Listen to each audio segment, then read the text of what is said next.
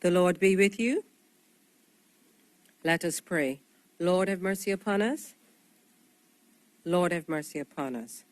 Our Father, who art in heaven, hallowed be thy name.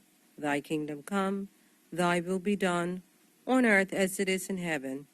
Give us this day our daily bread, and forgive us our trespasses, as we forgive those that trespass against us.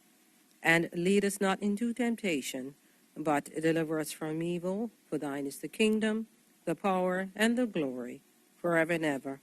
Amen. Almighty God, who in thy wisdom and goodness has appointed the office of rulers and parliaments for the welfare of society and the just government of men, we beseech thee to behold with thy abundant favor us thy servants, whom thou hast been pleased to call to the performance of important trust in these islands. Let thy blessing descend upon us here assembled, and grant that we may treat and consider all matters that shall come under our deliberation in so just and faithful a manner as to promote thy honor and glory, and to advance the peace, prosperity, and welfare of these islands, and of those whose interests thou hast committed to our charge. And this we beg for Jesus Christ's sake. Amen. May the grace of our Lord Jesus Christ, and the love of God, and the fellowship of the Holy Spirit be with us all evermore. Amen.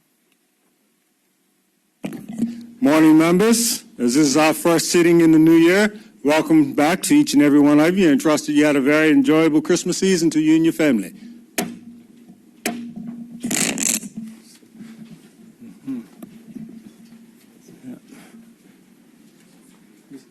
Madam President, you can come around here. How are you today?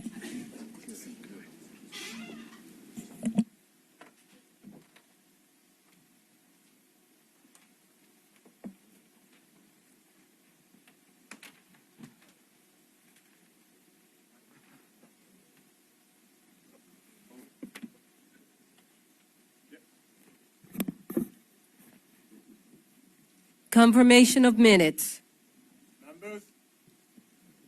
Members, the minutes of December 13, 2019 have been circulated. Are there any omissions or amendments that are required? None. Minutes are confirmed as printed. Announcements by the Speaker. The announcements this morning are from members who have indicated they'll be absent this morning, and we have the Honorable Kim Swan, the MP Terrell, MP Gordon Pantolin, and MP Cole Simons have all indicated they'll be absent today. Messages from the Senate. There are none.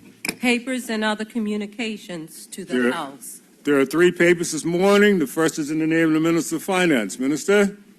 Actually, all 3 are in your name, Minister.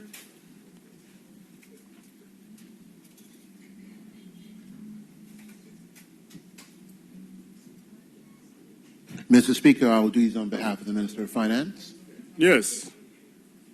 Mr. Speaker, I have the honor to attach and submit for the information of the Honorable House of Assembly the 2019 annual report of the Bermuda Deposit Insurance Corporation. Continue. Mr. Speaker, I have the honor to attach and submit for the information of the Honorable House of Assembly the 2019 Fiscal Responsibility Report. Thank you. And the last. Mr. Speaker, I have the honor to attach and submit for the consideration of the Honorable House of Assembly the Contributory Pensions Amendment of Benefits Order 2020, proposed to be made by the Minister of Finance in exercise of the powers conferred by Section 37 of the Contributory Pensions Act 1970. Thank you. Deputy Premier, thank you. Petitions. There's one petition, and who's going to present the petition? Honorable Member Mean, you're going to present the petition? Thank you. Good morning, Mr. Speaker and listening audience. Good morning. Mr. Speaker, I move for leave to introduce the following petition. The petition by the Willow Bank Foundation requesting the enactment to modernize certain aspects of the company structure and decision-making procedures, as set out in the bill entitled the Willow Bank Foundation Amendment Act 2019, which accompanies this petition. Continue. I ask that the said petition be referred to the Joint Select Committee on Private Bills for consideration and report. Any objections? None? Continue. It's been tabled. Go ahead. Yes. Good. Am I asking for the bill now, the private bill, to go to the Joint Select Committee again? Yes. Okay. I ask that the said petition be referred to the Joint Select Committee on Private Bills for consideration and report. It will be. Thank you, Mr. Speaker. Statements by ministers. Yes, we have 6 statements this morning. The first is in the name of the Premier. Premier, would you like to present your statement? Thank you very much, Mr. Speaker. Good morning, Mr. Speaker. Good morning. Mr. Speaker, Bermuda is at an economic crossroads. The historical norms of our economy have been challenged almost to a breaking point by the accelerated pace of technological change and diverse factors of globalization. Whether it be changes in retail habits powered by the internet, the outsourcing of job functions to far-flung jurisdictions, or the impact that automation is having on employment levels, it is clear that Bermuda is in the midst of an economic transition. After almost a decade of austerity and cuts to budgets, both within the public and private sectors, our economic confidence is mixed at best. But it is this government's responsibility to transform this economy with a continued targeted effort at creating economic growth and diversifying Bermuda's economy. As part of that effort, this government is determined to provide the leadership required to promote the economic growth desired by Bermudians who entrusted us with their votes. Therefore, Mr. Speaker, I am pleased to advise this Honorable House that in line with our 2017 election manifesto commitment, which said, and I quote, "Your next PLP government will grow our economy by creating an economic diversification unit to create new economic pillars in Bermuda. This unit will identify new opportunities for economic diversification and subject them to structured analysis and research. Once areas have been identified and agreed upon, the unit will seek local and overseas investment to develop new local industry, which will create jobs in Bermuda." End quote. Mr. Speaker, I'm pleased to inform this Honorable House that the Cabinet has approved the creation of a new department that will be called the Economic Development Department.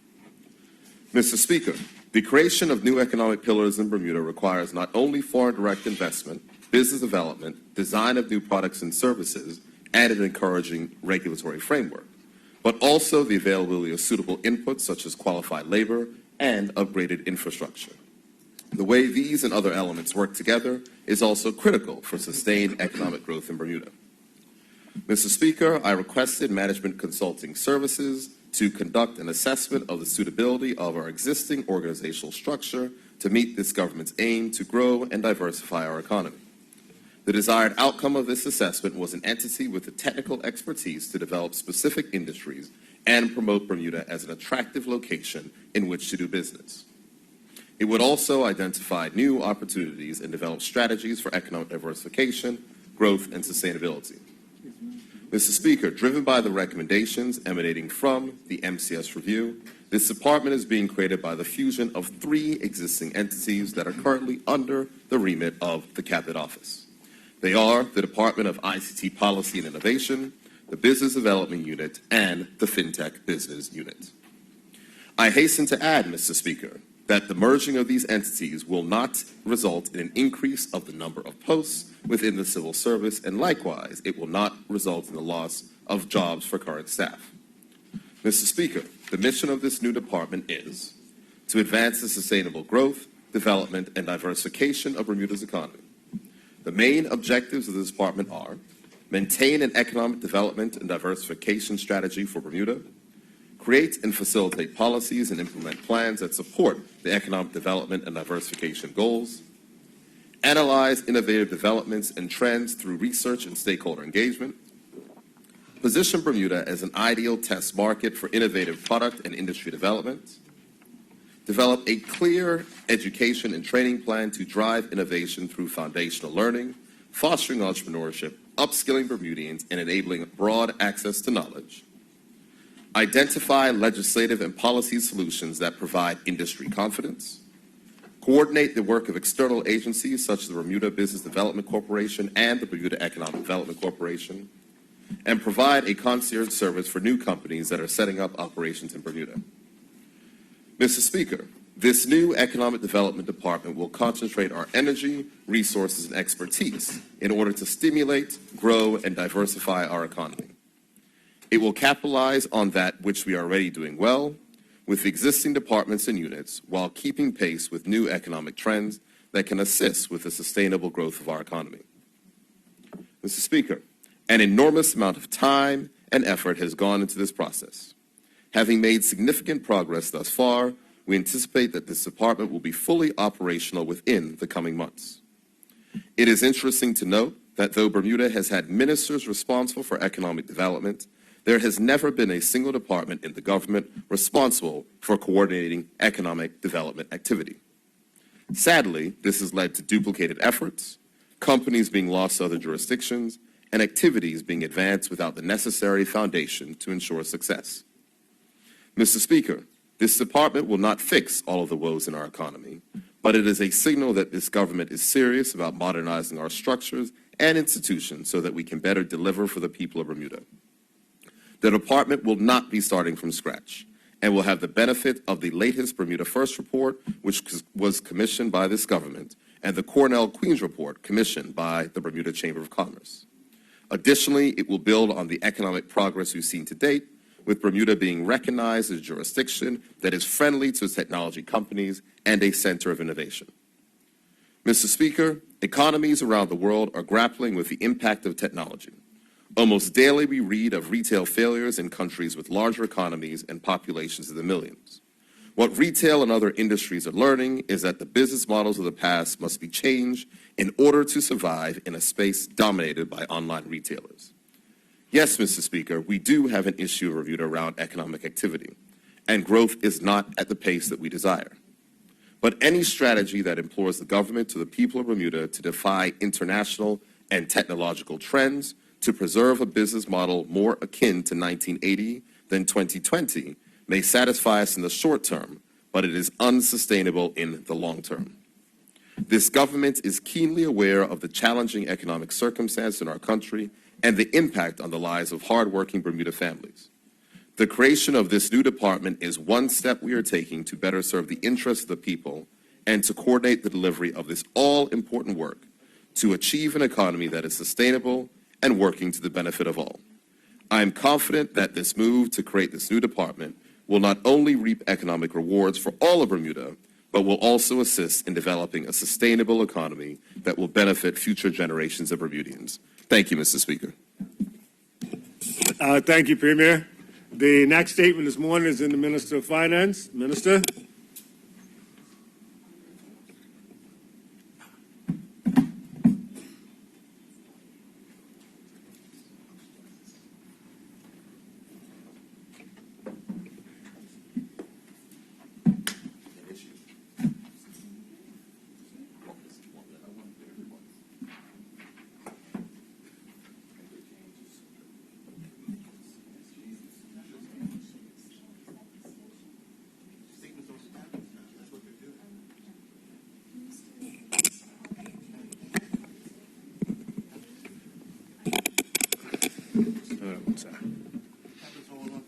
Just for the clarity, hold on, Minister.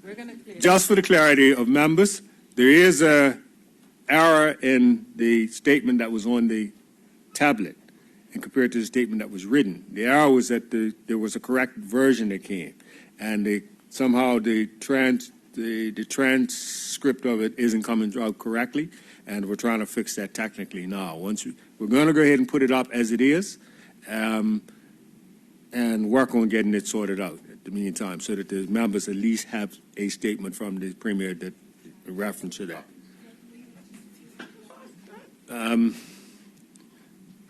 Where's Sergeant of Arms? Sergeant, just make a couple of copies, hard copies for folks, but we are sorting out the technical piece. Minister, go ahead and continue. Good morning, Mr. Speaker. Mr. Speaker, I'm extremely pleased to rise today to advise honourable members of the outstanding findings included in the recently published Mutual Evaluation Report of Bermuda's Systems and Framework to Combat Money Laundering and the financing of terrorism and proliferation. Mr. Speaker, this report was published following an assessment of our regime to combat money laundering and the financing of terrorism and proliferation.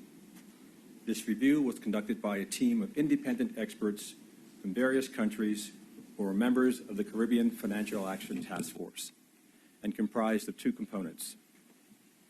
The first component evaluated the compliance of Bermuda's legislative framework and institutional arrangements against the international standards. And in this area, Bermuda achieved the highest ranking globally for all published evaluations against the current standards. The second part of the review assessed the effectiveness of the implementation of the regime, and in this regard, Bermuda was ranked in the top 7 globally of countries who have completed such a review. Mr. Speaker, for Bermuda to have achieved such strong rankings is an excellent outcome for this jurisdiction. This is the result of many years of dedicated work by a team of professionals who had strong support at the highest levels of government, as well as the legislature and the private sector. Our sincere thanks to the persons involved in the National Anti-Money Laundering Committee for their tireless work to achieve such a high level of success. I'm also deeply appreciative for the support of this legislature and the work done by other persons in government and in the private sector in this regard. Mr. Speaker, in relation to the assessment of our legislative framework, Bermuda was ranked as compliant in 28 of the 40 areas of the assessment and largely compliant in 11 of the remaining 12. No other country has to date achieved this level of overall compliance in their mutual evaluation report based on the current standards. When I further consider the assessment of our effectiveness, I must highlight that Bermuda was one of only 2 countries that has to date achieved a high rating of effectiveness with regard to our framework for understanding and assessing risk and our domestic coordination mechanisms. Again, a strong testament to the work of the NAMLAC teams in accordance with its statutory responsibilities. Mr. Speaker, in addition to that high rating, Bermuda has also achieved ratings of substantial effectiveness in areas such as international cooperation, supervision, preventing the misuse of companies and trusts, use of financial intelligence to assist in investigations and prosecutions, and our work in addressing terrorist financing and targeted financial sanctions. Mr. Speaker, these are all important and core areas of our regime. Mr. Speaker, for those who may not be familiar with how this accomplishment might impact their lives day to day, it is worth noting that Bermuda is in the international financial services business, and this industry is responsible for thousands of jobs for both Bermudians and guest workers alike. Having a strong showing confirms for quality businesses in this sector that Bermuda is the right domicile for them. These results, especially in relation to our understanding of risk and the effectiveness of our supervisory framework, assist in preserving our long-standing correspondent banking relationships. This affords all of us the continued convenience of utilizing ordinary international banking services. Further, this outcome provides a solid platform for our marketing efforts to attract other quality businesses to Bermuda, to grow and expand our economy, and consequently offer additional jobs for Bermudians. Mr. Speaker, to provide further credence to the importance of this report, the Fiscal Responsibility Panel noted in its 2017 report that a less than positive result could have caused severe damage to our financial services sector. Here is a quote from their 2017 report. Under the bullet point, Risk for Global Initiatives in Financial Regulation, the Fiscal Responsibility Panel said the following: the upcoming Caribbean Financial Action Task Force assessment of Bermuda's anti-money laundering and counterterrorism financing measures remain critically important. A less than positive result would carry a high risk of major damage to Bermuda's financial services businesses. Many might choose to leave. This remains a serious possibility. Despite all the work that has been and is being done, there remains a few critical tasks to complete by the summer of 2018, some requiring additional resources if Bermuda is to secure a positive outcome. And even a positive outcome is likely to involve a requirement for work to further improve the system, end quote. Mr. Speaker, as members of this government, including myself, have said on a number of occasions, we want to continue to create an environment that encourages quality businesses to grow and flourish. We want to make it clear that persons who wish to undertake or hide criminal or other such unacceptable activity are not welcome on this island. The result of this review demonstrate in a very clear manner that we are serious about that commitment and are actively taking steps to ensure that we are playing a strong and positive role in the global fight against money laundering and the financing of terrorism and proliferation. Mr. Speaker, this is a fight where Bermudians from all walks of life have been able to make a positive contribution. Cooperating with our regulated institutions to provide the necessary information to ensure that these entities know their clients has been a helpful factor. Evaluating transactions happening in their places of employment or business to ensure that they are not suspicious, and where there have been concerns, ensuring that they are reported to the appropriate authorities was very important. Mr. Speaker, industry has also played a key role in providing input on the various consultation and other papers to strengthen our legislative and institutional framework. Even in our charities, there has been good support provided by many volunteers to reach the required levels of compliance with the more stringent obligations imposed as a result of these international requirements. All of these actions have helped to give Bermuda the level of credibility that has been recognized in this respect, in this report. Mr. Speaker, this assessment and the finalization of this report was a very rigorous process. The report, along with all the required pertinent information, was subject to assessment by persons and entities throughout our region and in the global FATF community. This further reinforces the quality of the regime that we have developed and implemented. Mr. Speaker, I want to emphasize that this government understands that we must continue the important work to maintain and regularly update our regime to ensure that it remains relevant and appropriate. So the work continues. Work is already in progress to address some of the recommended actions that are noted in Bermuda's Mutual Evaluation Report. Further, Mr. Speaker, in keeping with our national policy, the team have already started the next national assessment of Bermuda's terrorism financing risks. In this regard, I would note that one of the key contributing factors to the ratings of high effectiveness for understanding of risk was the fact that to date, Bermuda has conducted 3 national risk assessments in relation to money laundering and terrorist financing. The fact that we are now embarking on a 4th such assessment shows how serious we are about such matters. Mr. Speaker, I referred earlier to the strong level of commitment at the highest political levels as playing an important role in the outcome. In this regard, a Cabinet AML subcommittee was established in July of 2017, immediately after this government came into office. The committee, which was and is chaired by the Premier, and whose membership include key ministers, provide oversight and support of the NAMLEC agencies and the Bermuda team overall. Mr. Speaker, I am pleased to note that this Cabinet Committee met on Monday to review the results of the Mutual Evaluation Report and to discuss its impact. Further, the committee wanted to ensure that an update plan is being developed to continue to strengthen our regime and that there is an ongoing program for assessment and mitigation of relevant threats and risk. Mr. Speaker, this subcommittee will continue to meet at least quarterly to ensure that Bermuda's program in this regard is appropriately advanced. This is further evidence that the government recognizes the importance of this work in the preservation and protection of Bermuda's quality reputation and is a sound foundation for the continued stability and security of our economy and island home. Mr. Speaker, the MER was adopted at the CFATF plenary held in Antigua and Barbuda in November of 2019.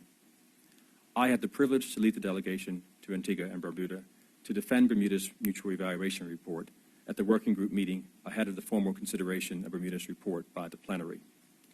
The meeting was extremely positive, which has resulted in the best outcome for a CFATF member in the 4th round of evaluations to date, and one of the best in all of the global FATF network, as highlighted already. This was truly a team effort, and this outcome reflects the dedication, professionalism, collaboration, and cooperation of the Bermuda team, and I'm honored to have been part of this process. Mr. Speaker, I've taken the liberty this morning of inviting members who were part of the delegation to the chamber this morning. Some sit in the back and others sit in the front here, and if you will indulge me, I'd like to name the team. From the Attorney General's chambers, we have Melvin Douglas and Shakira Dale Francois. From the AML ATF Board, the Honorable Minister, Kim Wilson. From the Bermuda Casino Gaming Commission, Julie Grant. From the BMA, Shauna McKinsey, Chris Brown, Bruce Law, Sharon Seuss, Katie Duguay, Allison Lang, Jeffrey Lawrence, Yvette Pierre, Susan Davis Crockwell, and Neil Farrell. From the Bermuda Police Service, Assistant Commissioner Antoine Daniels, Detective Superintendent Nicholas Pedro, Detective Chief Inspector Ian Grant Tompkins. From Customs, Richard Amos, Dean Lima, and O'Brien Roberts. From the Department of Public Prosecutions, Larry Mussenden, Alan Richards, Loxley Ricketts, Jovan Rogers, Cindy Clark, and Carrington Mahoney. From the Financial Intelligence Agency, Sinclair White and Callan Hollis. From the Ministry of Finance, Financial Secretary Anthony Manders and Assistant Financial Secretary Pamela Burrows. From the Ministry of Legal Affairs, Permanent Secretary Marva O'Brien and Renee Fogo. From the Office of NAMLAC, its Chairman, Madam Cheryl Lister, Paula Tyndale, Charmaine Smith, Christelle Hanna, and Natalie Parich. From the Registrar of Companies, Ken Joquin. From the Registry General, Aubrey Penniman, Denise Carey, Marvin Hanna, and Antonio Lightborn. And from the Superintendent of Real Estate, Gladwina O'Meara and Daniel Reese. Mr. Speaker, every team needs a good leader. And the leader of this team is none other than Mrs. Cheryl Ann Lister, the chair of the National Anti-Money Laundering Committee.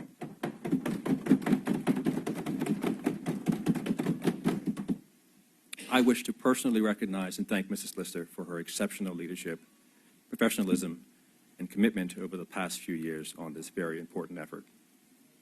The technical and strategic advice she has provided over this period has been invaluable.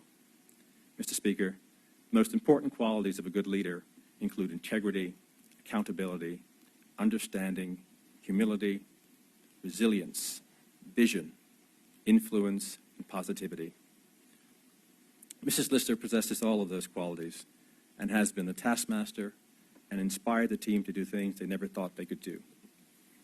She has kept the team focused on the task ahead despite other pressing priorities and has been steadfast in her forceful advocacy to ministers and permanent secretaries while diligently leading this team. The government and people of Bermuda are extremely grateful for her service and dedication.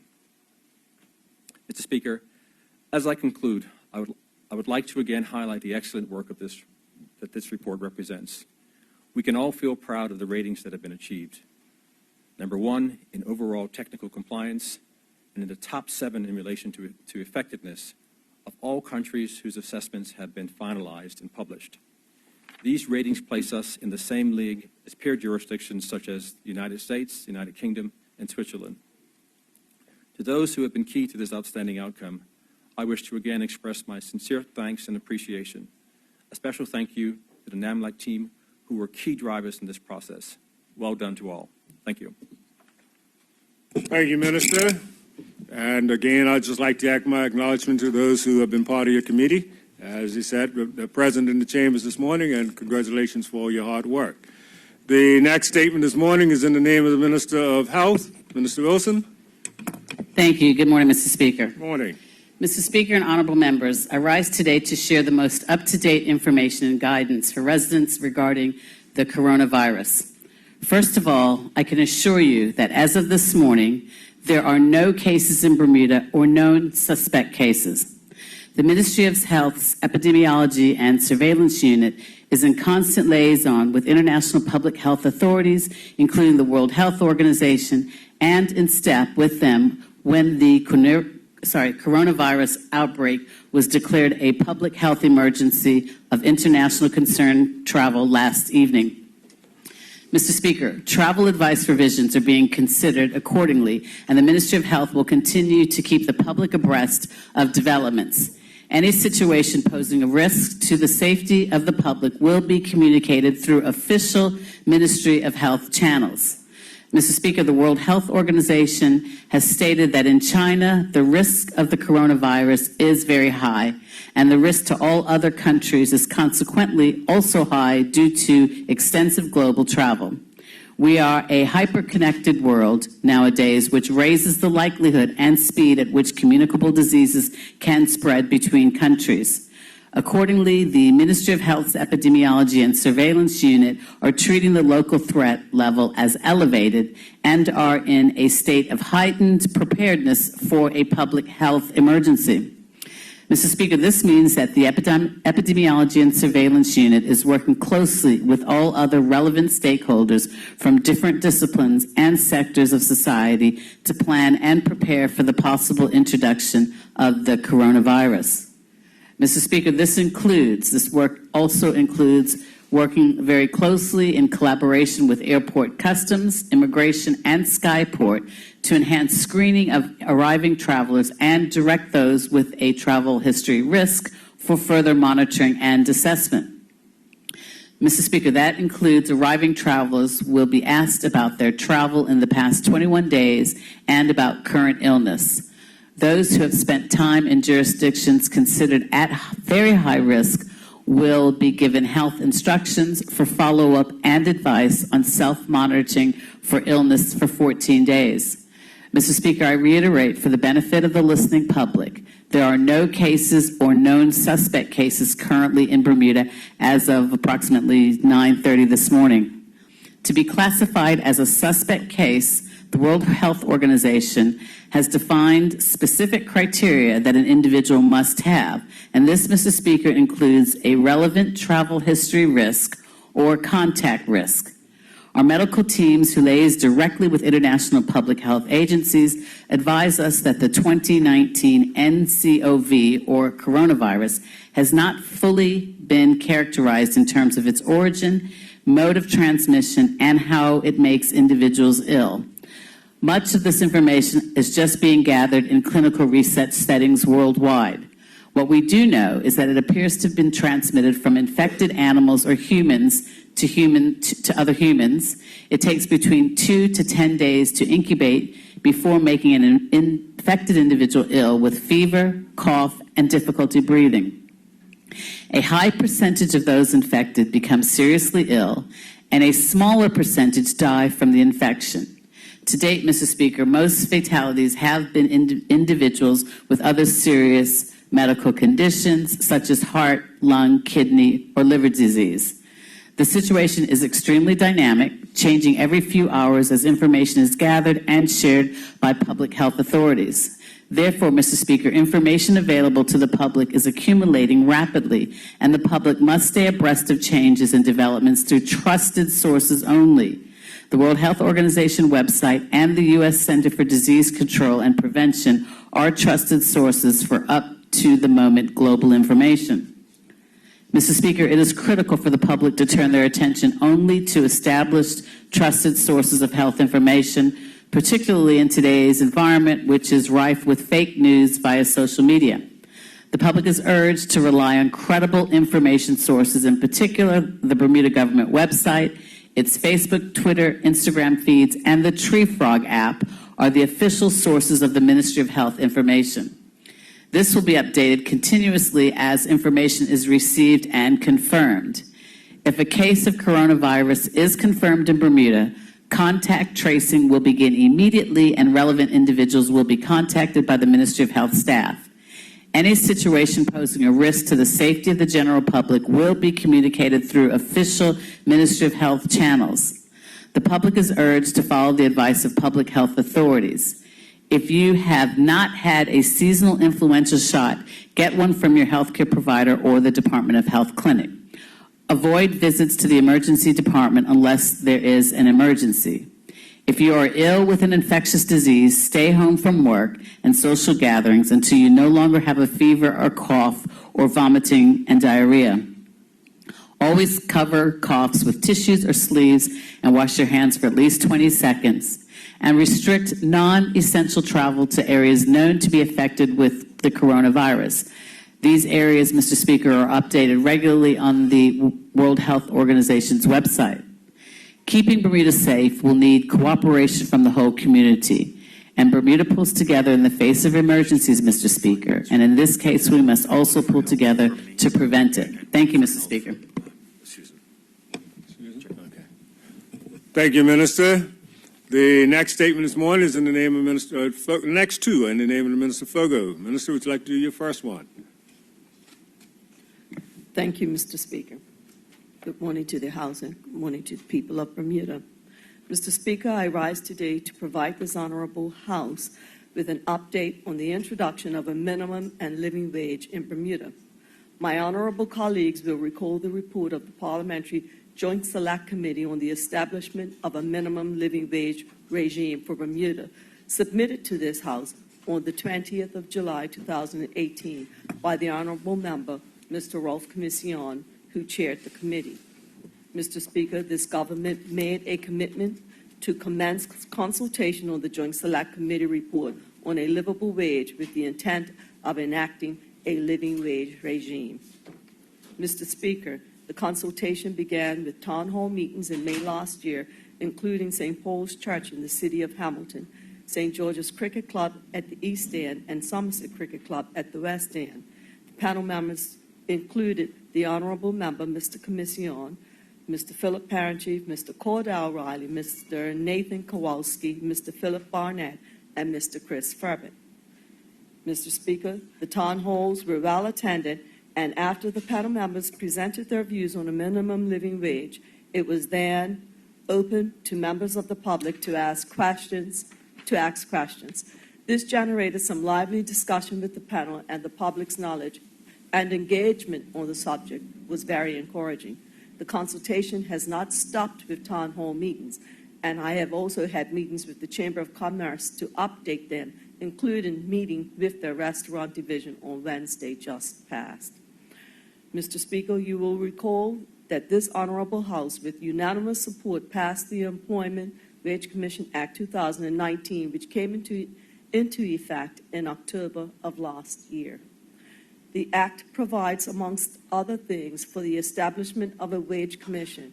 Their work will be considerable as subject to the provisions of the Act and regulations made. The Commission are required to conduct studies, reviews, and analyses as necessary to determine the requirements for a basic standard of living in Bermuda, and to make recommendations on the minimum hourly wage and on the living wage rate to be prescribed by the Minister. Mr. Speaker, I am pleased to announce that I have appointed the Wage Commission under the chairmanship of Mr. Cordell Riley. Mr. Riley is the Managing Director of Profiles of Bermuda, a company he founded in 1998. The firm conducts human resource assessments, training and development, and as well as market, business, and tourism research. Mr. Riley, a former government statistician, has authored numerous articles in the tourism and human resource fields and has spoken at a number of international conferences. Mr. Speaker, he also facilitates a number of training and development courses for both the public and private sectors. Since 2003, Mr. Riley has taught math at Bermuda's maximum security prison and more recently had life skills added to his teaching portfolio. Mr. Riley is also studying social science at the doctorate level, concentrating on Black economic development in Bermuda post the 1959 desegregation movement. He was a contributor to the Parliamentary Joint Select Committee on the establishment of a minimum living wage regime for Bermuda. Mr. Speaker, under the chairmanship of Mr. Riley, I have appointed Mr. Chris Furbett, Mr. Robert Stubbs, Mr. Phil Barnett, Ms. Martha Dismont, and Mr. Craig Simmons to serve on the Wage Commission. Mr. Speaker, Mr. Furbett is a well-known advocate for workers' rights and has been the president of Bermuda Industrial Union since 2006. He has extensive experience in Bermuda's labor laws and the challenges faced by workers and Bermudian families in the Bermuda economy. Mr. Furbett's entire working life has revolved around Bermuda's waterfront. At age 18, he began a career as a third-generation longshoreman, not unlike his grandfather. At the same time, he became a member of the Dock Workers Division of the BIU. He skillfully worked his way up through the ranks, both divisional officer and a docks foreman. He became divisional president in '81 In 1981, in the same year, he undertook the first of a number of leadership training courses at the George Meany Center in Washington, D.C. 1987, after successfully completing a course in economics in Washington, Mr. Furbitt left the waterfront to become a full-time organizer of the BIU and went on to become the president in 2006. Mr. Furbitt was a contributor to the Parliamentary Joint Select Committee on the establishment of a minimum living wage regime for Bermuda. Mr. Speaker, Mr. Robert Stubbs is a co-founder and head of research of SEED Bermuda, a local think tank set up to produce social, economic, and environmental development solutions for Bermuda. He was formerly head of research for Bank of Bermuda, responsible for producing the bank's global macroeconomic research distributed to clients worldwide and used in forming investment strategy for the bank's global asset management. In an effort to understand the origins of and potential solutions for Bermuda's economic crisis, Mr. Stubbs began in-depth research of the local economy in 2015. Since then, he has communicated his research results extensively throughout Bermuda through research papers, public presentations, and frequent op-eds in the Royal Gazette. Since 2016, Mr. Stubbs has consulted for Bermuda's Fiscal Responsibility Panel. In 2017, he testified to the Parliamentary Joint Select Committee on the Living Wage. In 2018, he served on the Cost of Living Commission and consulted for the Tax Reform Commission. He was also a contributor to the Parliamentary Joint Select Committee on the establishment of a minimum living wage regime for Bermuda. Mr. Stubbs is a chartered financial analyst, holds an international bond dealer's diploma, and has completed the ACAS actuarial exams. Mr. Speaker, Mr. Philip Barnett is the President Managing Director of one of the 4 shareholders of the Islands Restaurant Group Limited. During his tenure, Mr. Phillips has overseen the opening of rebranding of 4 restaurants, the purchase of an additional restaurant and brewery, and the startup of a catering operation. IRG restaurants are the winners of over 30 of the best of Bermuda and Product and Service Awards. Mr. Barnett formerly worked for the Spectra Group of Great Restaurants in Vancouver, Canada, which he fell into during the time he was gaining his bachelor's degree at the University of British Columbia. He came home to Bermuda and opened the Pickled Onion Bar and Restaurant, ultimately purchasing shares in it and 2 sister restaurants, Hog Penny and Barracuda Grill, and accepted the president's rule in 2002. Mr. Barnett now works in the restaurant industry for 32 years so far. Mr. Speaker, he has been active in the Bermuda Chamber of Commerce for over 18 years. Philip was an executive board member and held the role of president of the chamber from 2007 to 2009. He is also on the board of the Bermuda Festival of Performing Arts, a member of the Bermuda First Lobbying Group, serving on the Tourism Committee. Current Bermuda boards that Barnett sits on is the Bermuda Tourism Authority as a founding board member, and former positions include the Board of Education. He is also a member of YPO in the Bermuda chapter. Mr. Speaker, Martha Dismont is the executive director of the Family Center, which she founded in 1990. Originally from New York, Ms. Dismont worked as a social worker for the state of New York. She has spent most of her time in Bermuda developing the Family Center and serving on various community boards, including the Board of Education, the Sustainable Development Roundtable, Choose Stick Foundation, and the Axel Foundation. She is currently a director of the Bermuda National Standards Committee and serves on the Chamber of Commerce. Ms. Dismont is co-founder and immediate past chair of the Interagency Committee for Children and Families, which includes an initiative to create an island-wide continuum of care for youth and families. 2013, she was asked to serve as chairperson for the Performance Committee on the Bermuda Government SAGE Commission and currently serves on the Judicial Legal Services Committee.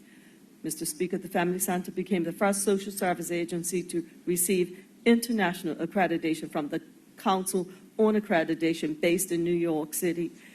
In 2002, she received the Queen's Certificate of Honor in recognition of her services to education. In 2015, was awarded a member of the British Empire. In 2015, she also received the Cablevision Roland R. Nathan Community Service Award for outstanding service in the community. Mr. Speaker, last but not least is Mr. Craig Simmons. Mr. Simmons is a senior lecturer in economics in the Bermuda College. He holds an MA from York University, a BA and a BEd from the University of Western Ontario. He is well known locally for his expertise in economics, and his advice is well regarded and often sought. He recently served on the Tax Reform Commission in 2018 and as a member of a Blue Ribbon panel in 2017 and a consultant to Bermuda First in 2019. He was also a contributor to the Parliamentary Joint Select Committee on the establishment of a minimum living wage regime for Bermuda. In addition to these members, Mr. Speaker, there will be ex officio members, Mr. Hassan Durham from Finance, and Ms. Jane Brett from Labor, Community Affairs and Sports. Mr. Speaker, I wish to thank the Chairman and members for agreeing to serve. There is much work to be done, and all stakeholders will have an opportunity to make representations to the Commission. This further consultation, research, and analysis of the Commission is critical to the establishment of a minimum and living wage in Bermuda, and I look forward to receiving their report in due course. Thank you. Yes. Thank you, Minister. Whilst on your feet, would you like to continue with your second statement? Yes, Mr. Speaker. Go right ahead, Minister. Mr. Speaker, while standing on my feet, I speak to a piece of symbolically important legislation being tabled today: the renaming of Summer's Day to Mary Prince Day. Mr. Speaker, as you will be aware, Cop Match is unarguably one of the most important holidays in the Bermudian calendar. Although the annual Cop Match Cricket Classic between Somerset and my beloved St. George's is the highlight of the holiday, it is also a time when Bermudians celebrate in a number of ways: camping, picnics, time spent at the beach and on the water, parties, relaxation, and just plain family time, Mr. Speaker. However, Mr. Speaker, this holiday also has a rich history steeped in the efforts of Bermuda's Black Lodges, the friendly societies, to help build and lift our community during the post-emancipation era, and the game of cricket between lodges that came to symbolize this important moment in the Bermudian story. It is why the Cop Match holiday has been formally paired with Emancipation Day as a way of observing this essential point in our history. Mr. Speaker, national days are an important part of our cultural identity. What we celebrate and how we celebrate speaks directly to who we are as a people. Bermuda's Emancipation Day, as established by the Slavery Abolition Act 1833, commemorates the day that people of African descent in this country were recognized as citizens rather than as property, no longer forcibly working for others or legally sold as an object, rather than accorded basic rights as a human being. Though it is recognized that the struggle continued for quite some time and still continues. For these reasons, Mr. Speaker, it is fitting that the second day of Cop Match be renamed after our national hero, Mary Prince, who is recognized on the world stage for the crucial role she played in the abolishment of slavery throughout the British Empire by telling the painful story of her life. I recognize that there are some who will not be in favor of this change. It is an unfortunate reality that because of our country's history of racial discord, that some Bermudians do not always see the history that celebrates the accomplishments and contributions of Black Bermudians as belonging to them also. Mr. Speaker, I think it is important to note that the history of St. George Somers and the founding of Bermuda does not belong to white Bermudians alone. It is the history of all Bermudians. Likewise, the history of emancipation and, more importantly, abolition. does not belong to Black Bermudians alone. It too is the history of all Bermudians. Mr. Speaker, we have a moral responsibility to lead change on this outlook. And one of the ways we can do that, Mr. Speaker, is by ensuring that the history of the different segments of our community, regardless of race and ethnicity, is appropriately respected and honored as our collective history.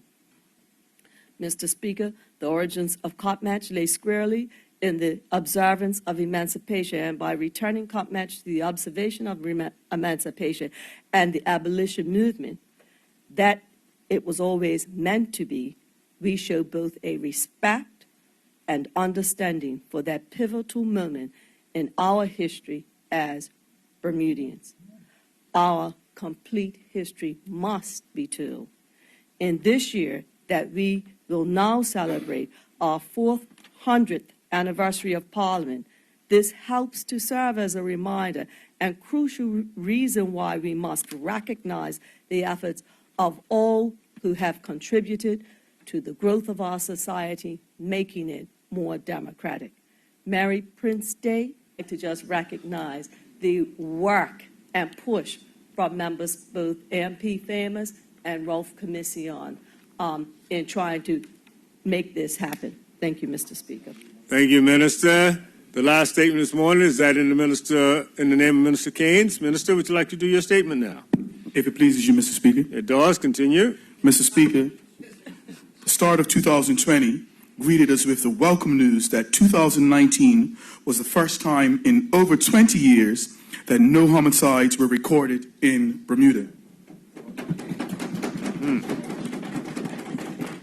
Mr. Speaker, this is a testament to the hard work of all involved, including the Bermuda Police Service, the Gang Violence Reduction Team led by Pastor Leroy Bean, and our valued community and social partners. I would take this opportunity to commend the Police Commissioner, Mr. Stephen Corbishley, and the dedicated men and women of the Bermuda Police Service for all of their efforts. Mr. Speaker, we have made significant progress in the last 10 years. 10 years ago, Mr. Speaker, Bermuda was facing a dire situation with multiple murders here and rampant gang activity.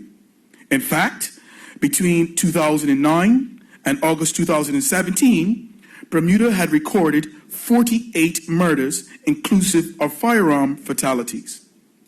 With Bermuda's population of around 66,000 people and with a size of 21 square miles, that is a considerably high statistic. Mr. Speaker, during the height of our gun and gang violence era, we were facing a crisis. Our court system was inundated and overwhelmed with criminal cases. Mr. Speaker, it became common to require personnel from our uniformed services to safeguard and protect our courts during high-profile murder and assault cases. It also became common, Mr. Speaker, for our hospital and our prison to be placed on lockdown to protect staff and people inside those institutions. Mr. Speaker, it also became common to see increased police officers on our streets. In some cases, these officers were armed. These were unprecedented times for our country. But, Mr. Speaker, Bermuda was facing international reputational risks as a result from the ongoing gang and gun-related crime. Our neighborhoods were under siege. Our people lived in fear. Our mothers were burying their sons. Our children were being left fatherless. Families were being destroyed. Bermuda was losing a generation of young black males because of gun and gang violence. Mr. Speaker, rightfully so, there was a heightened sense of unease and concern in our community. Violence and antisocial behavior had to be addressed, and the people of Bermuda demanded action. So in late 2017, Mr. Speaker, the Progressive Labour Party government, through the Ministry of National Security, introduced a multi-pronged plan to tackle gun and gang violence and antisocial behavior. We recognized that strong enforcement was a large part of the solution, but we also knew that we could not police our way out of the crisis. Mr. Speaker, we knew that we had to fundamentally address the root causes of violence and ongoing gang activity. Solutions to these problems demanded a cohesive approach in education in our homes and families, by our churches, and in every institution playing a part in Bermudian life. Mr. Speaker, addressing the impact of poor educational outcomes, income inequality, had to form the foundation for our understanding and our drive to work to find solutions. So we undertook to provide a singular focus on implementing programs to reduce gang violence and antisocial behavior. Mr. Speaker, we undertook to provide opportunities for young people looking for a pathway out of gangs, including assistance with resuming educational pursuits and skills training. Mr. Speaker, we undertook to equip parents, teachers, and community leaders with training in identifying at-risk young people and intervening and preventing them from being caught up in a lifestyle of violence. Most importantly, Mr. Speaker, we undertook to engage and involve key individuals in our community to aid us in addressing and stemming the multi-generational non-addressed trauma and the violence that it causes. Ultimately, Mr. Speaker, we ended up creating a structure around program development, project management, and case management and emergency responses to incidents. This structure included the implementation of an interagency gang enforcement team, which is operational arm to tackle gang and gun-related violence. This group includes the Bermuda Police Service, Corrections, Immigration, Educations, Customs, Court Service, and the Office of the Director of Public Prosecutions. Other critical components of our strategy, Mr. Speaker, was the creation of the Gang Violence Reduction Team. The Gang Violence Reduction Team has had critical success over the last 2 years and has been instrumental in addressing the violence tensions in our community. Recently, Mr. Speaker, I shared with the honorable members of this House that there has been a number of ongoing tactics and initiatives through the Gang Violence Reduction Team and the strategies that they have employed to address issues with reference to antisocial behavior. Now, as we focus on 2020, our ministry remains committed to introducing programs aimed at reducing violence. Mr. Speaker, we have seen our most rewarding results among our young people in our school system, where the Gang Violence Reduction Team has been hard at work. Last summer, we launched the Gang Violence Reduction Team's works in our placement and mentoring initiative. The pilot program saw 15 local companies host 14 students for a 6-week training program. Sure. Within our public school system, the Gang Violence Team relaunched with its administrative and student services teams at our 2 senior schools, the Cedar Bridge Academy and the Barclay Institute. This year, the Gang Violence Reduction Team will be partnering with the Barclay Mile program and launching My Ambition program at the Cedar Bridge Academy. Another initiative that has been seeing encouraging and positive results is Redemption Farm. Mr. Speaker, the Redemption Farm has been operational for around 6 months. Our trainees include young men who are of an age where they will be vulnerable to joining the gang lifestyle. The program has 10 trainees. Each of the participants has expressed their desire to redirect their lives towards pro-social and a productive path. The current trainees will stay in the program for another few weeks, and the goal is to see each of them transition into a full-time education or full-time employment opportunities. Mr. Speaker, it bears repeating. Our government is making great and substantive strides in curbing crime and antisocial behavior. The proven formula: strong policing, engaging community programs, and involve community partners, all working together, have resulted in a safer Bermuda.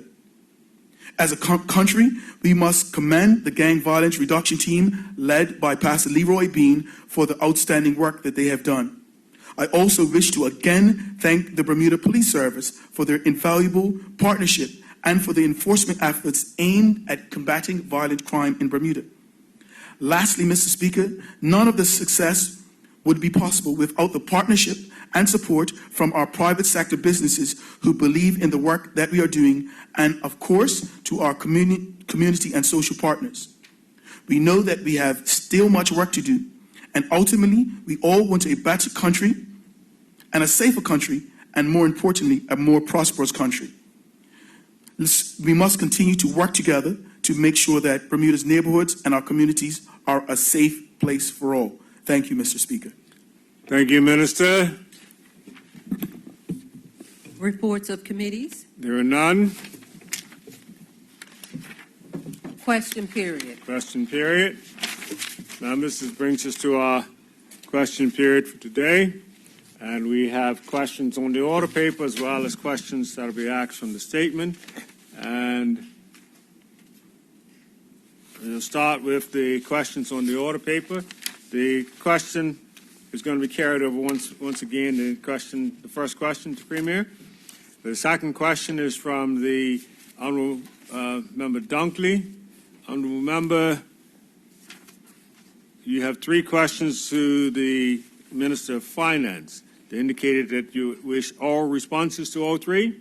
Would you like to put your questions now? Thank you, Mr. Speaker. Good morning to colleagues in the listening audience. The first question to the Honourable Minister. Will the Honourable Minister please provide to this Honourable House the total dollar amount of government revenue that the sugar tax has raised by quarter since its implementation on October 1st, 2018 through December 31st, 2019?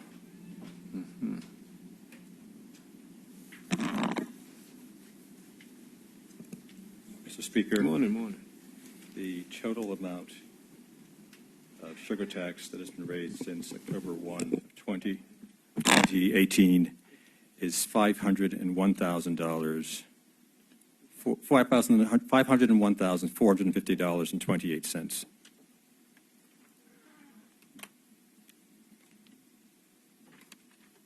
Thank you. Supplementary or second question? Just to be clear, Mr. Speaker, that's $500,000 for the total period, not per quarter? Minister?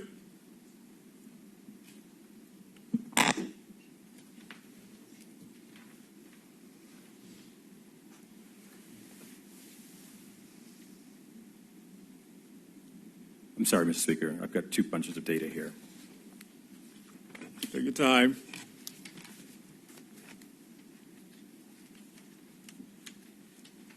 Let me correct myself, Mr. Speaker. The number is $5,402,241.30, and that's an aggregate over the 5 quarters, beginning in the 4th quarter of 2018 through the 4th calendar quarter of 2019. $5,402,241.30. Okay. Supplementary? Yes, Mr. Speaker. Supplementary question to the Honourable Minister. Do the customs officers have the ability to keep adding items to the sugar tax duty codes? Speaker, that's an operational issue for which I don't have any remit. I can check with the technical officers to get an answer to whether customs officers can add items to the list. Okay. All right. Yeah. Second question? Second supplementary. Yes. Go ahead. Yes. Thank you, Mr. Speaker. To the Honourable Minister, how much does the Honourable Minister believe the 75% sugar tax has contributed to the cost of food increases and the cost of living increases? Minister? Mr. Speaker, I think that would be, to answer that question, would be engaging in speculation. I know at a minimum the amount that should be added would be the amount of the tax. How much is actually being added, I don't know. My understanding anecdotally is that retailers sometimes spread the cost of sugar tax on the affected items across the entire basket of goods that are available inside of stores. I don't have any particular data on how much they're adding in those cases, That's what I've heard anecdotally. Okay. Second question. Good morning, Mr. Speaker. Supplementary. Okay. Supplementary. I'm wondering if the minister is able to let us know, is there any way for the public to know what the tax added on items is when they're actually buying the items? That's it.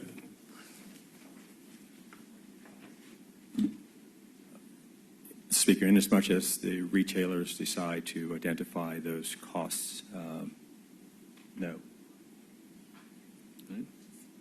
There is the tariff that is published and citing the items that should, the categories that should be broadly captured by the sugar tax. An inquiry to customs may help, but incidentally, the tax is charged when goods are imported, when goods imported by the distributor. When the distributor makes the sale to the retailer and the tax is passed on, what amounts are actually being added above and beyond the tax that's been paid by the distributor would be known by the retailer. Okay. Supplementary. Yes. Yes, Mr. Speaker. Is the minister able to let us know whether any of the items that are within the sugar tax that have been added potentially are healthy items that happen to have a bit of sugar in them? Minister. Mr. Speaker, I'm trying to be profound here, but I'm at a loss. No, I can't answer that question. Okay. Any further supplementary or honourable member, Ms. Atherton? Supplementary, Mr. Yes. Mr. Speaker. To the minister, do you believe that the sugar tax is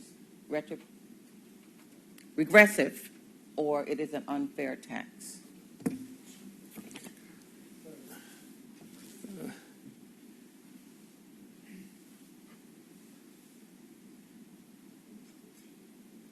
Mr. Speaker, I hadn't thought about whether it's regressive, and I certainly haven't thought about whether it's unfair. What I understand it to be is the law, and so it's been applied as per the passage by this chamber. Thank you. Supplementary? Yes. To the minister, if you haven't thought about this, my question is there any thought as to whether the sugar tax per se is achieving what it was supposed to, which is to reduce the impact of diabetes? And if so, when will the people of Bermuda know about it?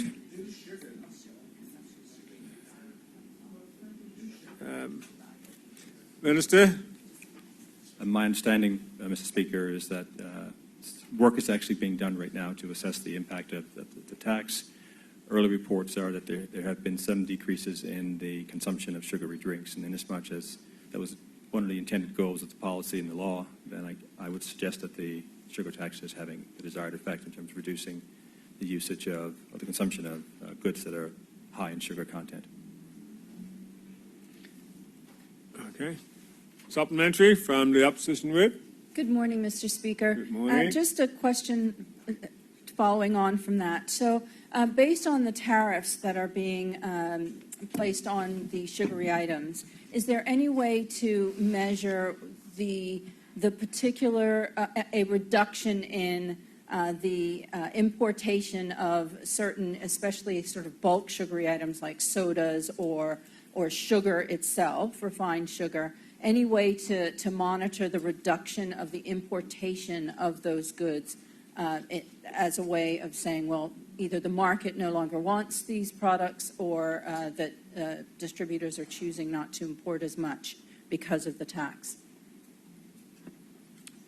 Minister? Mr. Speaker, I would assume that based on the volumes of data that is collected at the source of importation and collected by customs and collected by the Department of Statistics, I'm sure that there's probably some data to provide a point of view around whether or not there has been a decrease or increase in the import of certain goods.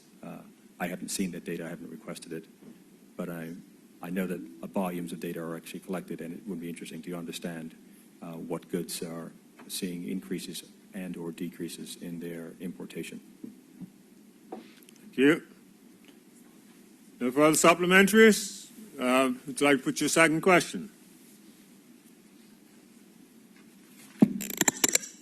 Thank you, Mr. Speaker. Second question to the Honorable Minister. Will the Honorable Minister please provide to this Honorable House details of the increase in government spending, including the specific allocation to health, education, and related areas that the sugar tax revenue has facilitated since its implementation?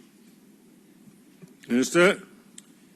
Thank you, Mr. Speaker. The proceeds of the sugar tax were initially slated to go into health and wellness initiatives to encourage and educate people on healthier eating patterns, exercise, and providing emphasis on the risk of not doing so. Currently, the Department of Health are augmenting health promotion efforts, such as taking it to the streets, free health screenings, and looking at doing more social marketing. At the beginning of this fiscal year, the total amount to be raised by the sugar tax was unclear. Accordingly, it would not have been prudent to allocate extra funding to sugar tax-related programs. Now that the fiscal year end is near and the ministry has a better handle on the amount of the sugar tax will raise, we will provide specific funding to the ministry for advancing these healthy initiatives. Supplementary? Yes, supplementary, Mr. Speaker. Yes. I appreciate the answer by the Honorable Minister in regards to the fiscal year 1920. But, Mr. Speaker, question for the Honorable Minister then. So for the fiscal year 1819, which had 5 months of sugar tax being collected, 50% at that time, is the Minister saying that no money was allocated to the budget for the 5 months of the fiscal year 1819 to deal with health initiatives for the sugar tax? Point of order, Mr. Speaker. Point of order. Just wondering if the honourable member declared his interest. I haven't heard it yet. Didn't see where it was required at this point. Well, he does one of the largest beverage companies in the island that's loaded with sugar. If we're into a debate or a discussion or something, he would have declared it. It's just simply putting the question right now. But I'll let it slide at this point. Good, Minister. Mr. Speaker, what is very clear is that I have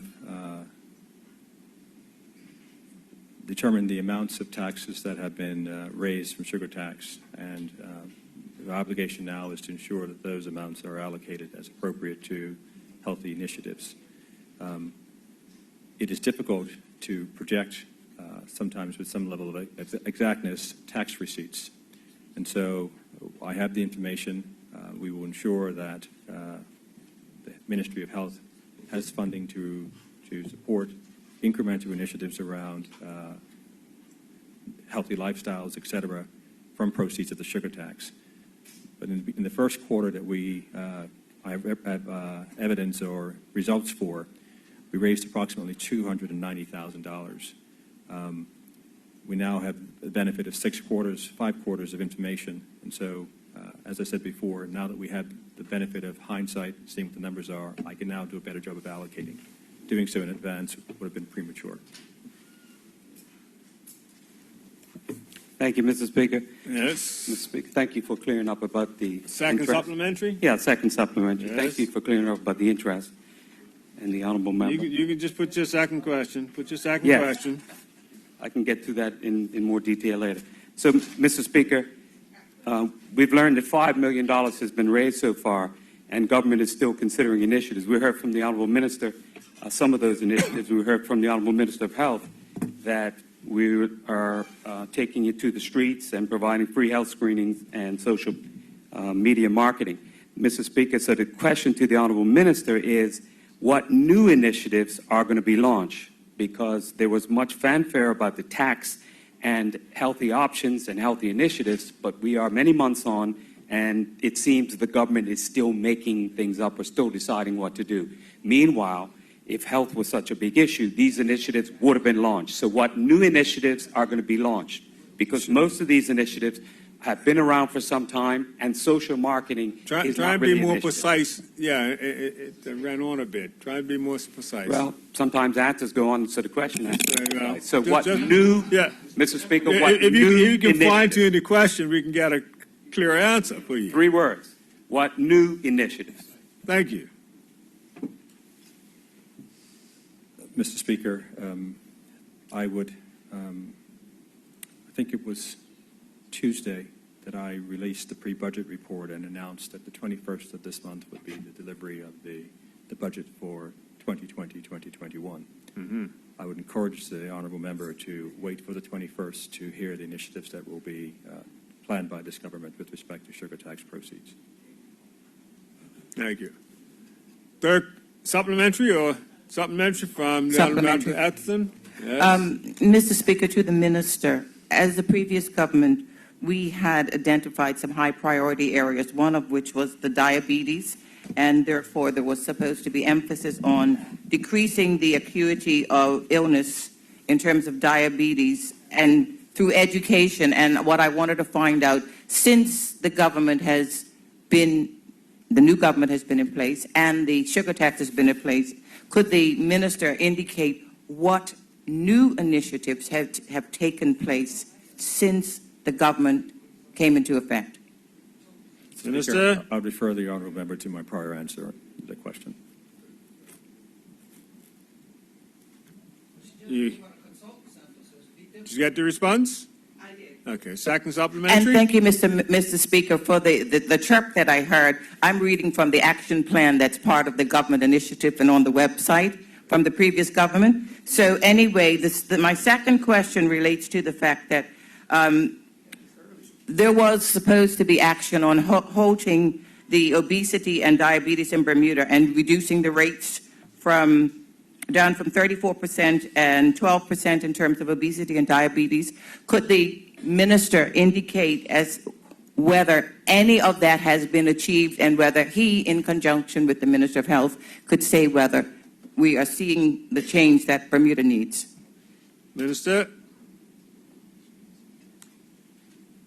Mr. Speaker, Yes. I know I'm still new here, but that sounds to me like a question that's probably better directed to the Minister of Health. What I can say is this, is that the government has reduced or eliminated duties on eggs, potatoes, cauliflower, broccoli, and turnips, foregoing over $500,000 of duty over this period. And so while we have raised revenue from the sugar tax, we've also reduced revenue from the elimination of duty on other things. Thank you. No further supplements? Would you like to do your third question? Thank you, Mr. Speaker. The third question to the Honourable Minister. Will the Honourable Minister please provide to this Honourable House details of the total cost to operate the Bermuda Casino Gaming Commission on a monthly basis from July 1st, 2019 through December 31st, 2019, breaking the total cost for each month down in the following areas: salaries and wages, consultant fees, administrative expenses, rent, general overhead, and other expenses. Thank you. Thank you.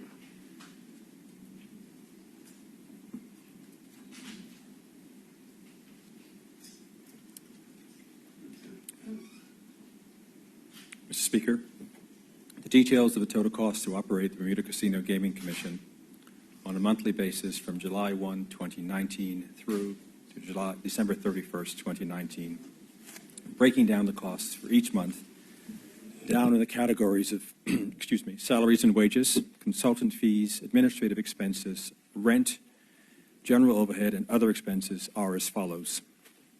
For the month of July 2019, salaries of $61,884,000, consultant and service provider fees of $1,485, administrative costs of $20,024, rent of $8,793, and that number, by the way, will be the same across the entire period being asked for.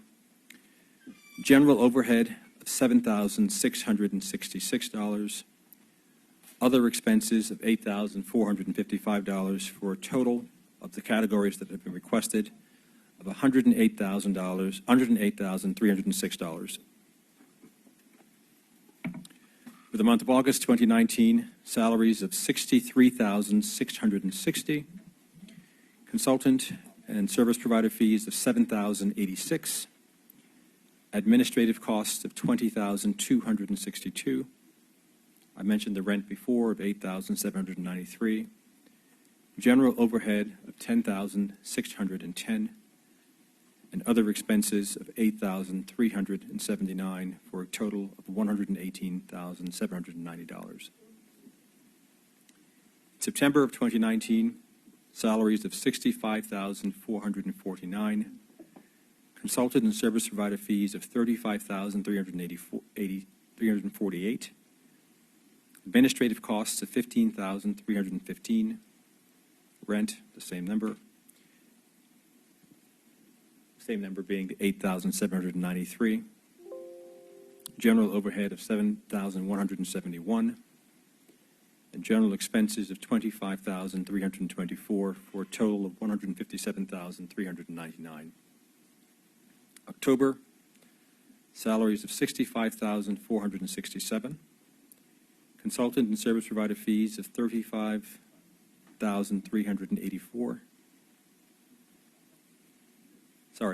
$31,010. That's October, right? Administrative costs of $17,783, rent of $8,793, general overhead of $12,489, other expenses of $14,371 for a total of $149,913. November, $60,850 was spent on salaries and wages, consultant and service provider fees of $40,636, administrative costs of $17,347, rent of $8,793, salaries and wages of $63,791, consultant and service provider fees of $45,744, administrative costs of $21,455, rent of $8,793, general overhead of $5,587, and other expenses of $12,507 for a total of $157,877.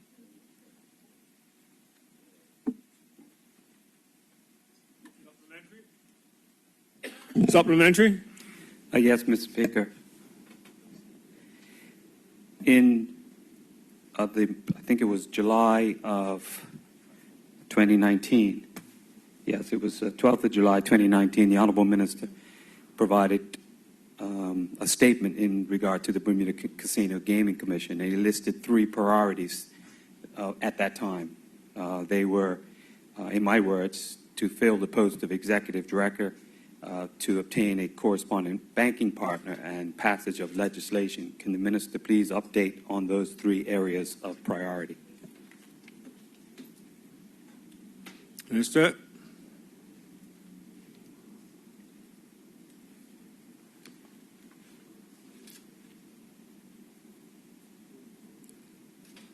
Mr. Speaker, I'm just making notes myself. The first was the Executive Director. I heard correspondent banking, and then the third part of the question I didn't capture. I'm sorry. Third part of the question, Mr. Speaker, to the Honorable Minister, was progress on legislation. Yes. When I last was presented with parliamentary questions for the Gaming Commission, the issue of the Executive Director was raised, and I, at that time, advised members that the Casino Gaming Commission was in discussions with a candidate who they had identified on their own, necessitating for them to discontinue a potential assignment with a recruitment firm. Those conversations were ongoing through to the end of the year, at which point the identified candidate withdrew from the process. As has been reported in the local daily recently, the Gaming Commission has re-engaged the services of a recruitment firm to assist them in identifying a capable, qualified executive director. That process is ongoing. Correspondent banking, the efforts have made considerable progress, but work is still ongoing to find a solution for having the banks accept the proceeds that come from casinos. I think my last statement on this, I said that we were pretty close. I think we're still relatively close. An issue has been raised by one of the operators with respect to the framework that we're planning on using, and we are assessing the propriety of that request with the banking partner. I think in September of last year, we passed a series of amendments to the existing regime. I think ostensibly we are by and large done with the framework. There's some additional work that needs to be done on betting, and that will be coming in the coming months. Thank you. Supplementary? Yes, Mr. Speaker, I think my second supplementary. Yes. To the Honorable Minister. The Honorable Minister stated in the question period back on the 12th of July that the budget for the Bermuda Casino Gaming Commission would be $500,000 for this fiscal year. And the Honorable Minister said at that time that the Casino Gaming Commission would have to go out and, I'm trying to read the words now, avail themselves to a line of credit provided by a local institution. So clearly, Mr. Speaker, in regards to the answers I just got, where I think it's about $800,000 has been spent for those months alone, can the Honorable Minister say what the budget is for the Casino Gaming Commission this fiscal year and how much money has been spent to date? Thank you. Minister? Speaker, I would correct the honourable member. The $500,000 that I referred to in my July statement was the amount of the grant provided by government. It was not the budget for the Bermuda Casino Gaming Commission.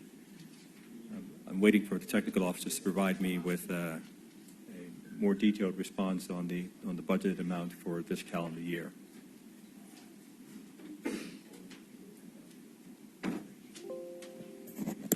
Thank you, Mr. Speaker. I'm happy to get the answer when it's provided to the Honorable Minister. Okay, he's seeking it now as we wait. I'm advised that the budget for this fiscal year is $3.2 million. 3.2. You got that, member? Thank you. No further supplementaries? Okay, that brings us to a close of the particular questions from the MP Dunkley to the Minister of Finance. The next set of questions are from the opposition leader to Minister Fogo, and they've all been indicated to be just written responses. Have you received your written responses? Were they sent up, Mr. Lamb? Have they been sent up on the tablet to the written responses? Yes. Yeah. Yes. Yeah. Okay. They're on your tablet. Yeah. Okay. That will now take us to the questions that have arisen out of this morning's statements. And Mr. Premier, your statement was first, and there are two members who wish to ask questions of you on your statement this morning. The first is from the opposition leader. Honourable member, would you like to put your question now? Yes, thank Yes. Thank you, Mr. Speaker. Our Premier mentioned that on page 2 that the Economic Development Department is being established. I just was curious as to, with it being established as a department, regardless of that fact, who will be the minister over this department? Premier? Thank you, Mr. Speaker. The minister who currently has responsibility for economic development matters is myself. Thank you. Further supplementary or new question? Thank you, Mr. Speaker. New question. Mm-hmm. The Premier also, in mentioning of this new economic development department, he mentions that let me just go to the page, sorry. Make sure I got it right. Yeah, he mentions on page 2 that this was a manifesto of theirs in 2017, and reads through, I won't read the whole manifesto. Your next PLP government will grow the economy by, and it goes on to say economic diversification of the unit.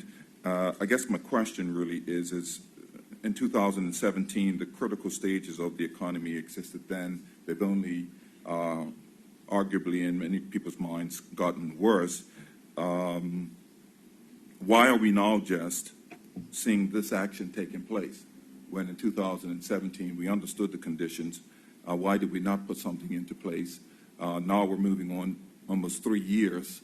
Another 4 months would be 3 years, and we're just now considering putting this together, and it's going to take months in order to get, as he mentioned further on, management consultant services to get itself together.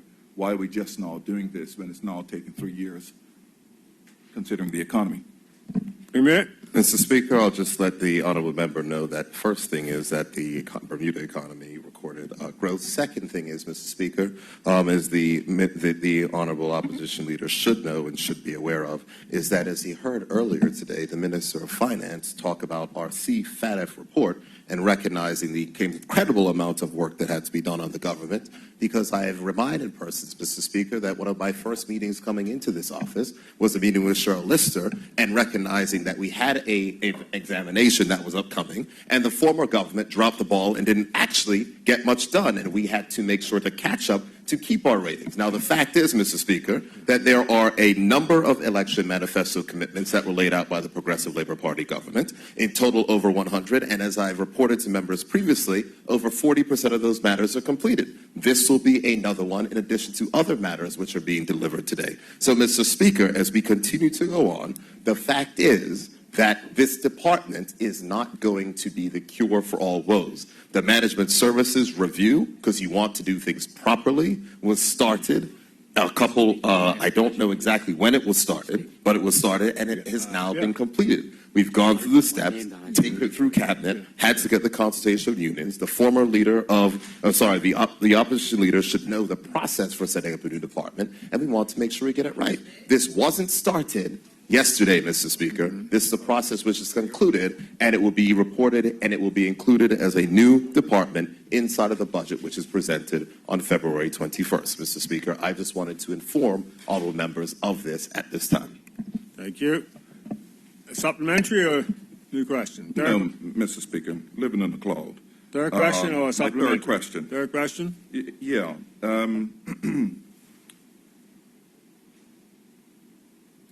Why would you have, in 2017, with the ministry there, looking at the mandate that you have given this Economic Development Department, much of that mandate also existed within the Economic Ministry that was established back in 2013. And very easily, if the Premier wanted to morph this into a broader scope or whatever he wants to call it, I guess what I'm bewildered about is we had the opportunity to continue with this mandate that he has laid out, which much of it was already in the Economic Development Ministry. Why scrap it? Scrap the ministry in 2017. Thank you. Premier?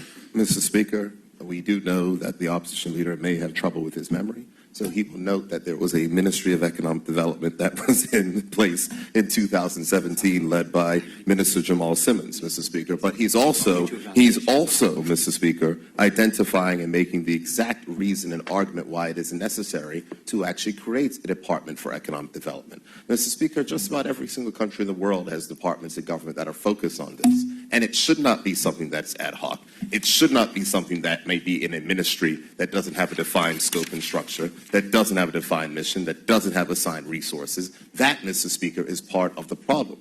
That is the problem which we're looking to solve. If we want to make sure that we have economic development, which is coordinated, and the various agencies of that thing to be coordinated, then we should set up a structure that can endure time and is not just something that may be the whims today or tomorrow. It is something that we want to set up. That is the reason why we've gone down this process. It is something that we identified in opposition. It is something that we promised the electorate. It is something that we analyze on what is the best way about approaching it. And we put this thing in place. They had the opportunity to set up a department if they didn't want to. They did not. We feel that this is the best way, not just for today, but for tomorrow and in the future, Mr. Speaker, that you should have a government department that is focused on economic development, as opposed to a unit here, another department here, etc. That's part of the challenge, and I've explained in the statement what has arisen from that, and we need to make sure that these things are coordinated under a department that will exist between ministries and going forward.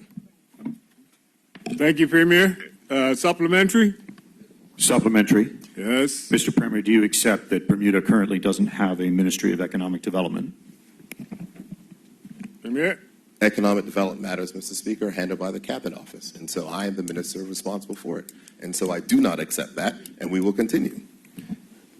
Mr. Premier, would you accept that it was you who dismantled the Ministry of Economic Development? Mr. Speaker, the Honorable Shadow Leader, I'm sorry, I will call him the Shadow Leader, but the Shadow Attorney General should note that there is actually zero legislation inside of any of our books which refer to economic development. There is not even a specific thing. You can look inside of any particular thing. The only place where economic development has ever existed in a ministry title is when the Premier has decided to name a portfolio of that. But if you look on the list, and if you look at all the various portfolios that exist, which are specified in law, such as the minister responsible for, there is actually no place in statute that has economic development. This is part of the problem, Mr. Speaker. This is what we're trying to fix. An ad hoc nature to economic development is precisely what we do not need, and that's why we're trying to actually establish structure to it. So to answer the honorable member's question, I do not accept his premise. You've given two. You've given two already. Yes. Would you like to do supplementary? Yes, thank you, Mr. Speaker. Considering that Bermuda First and other organizations have made many recommendations to this government, can the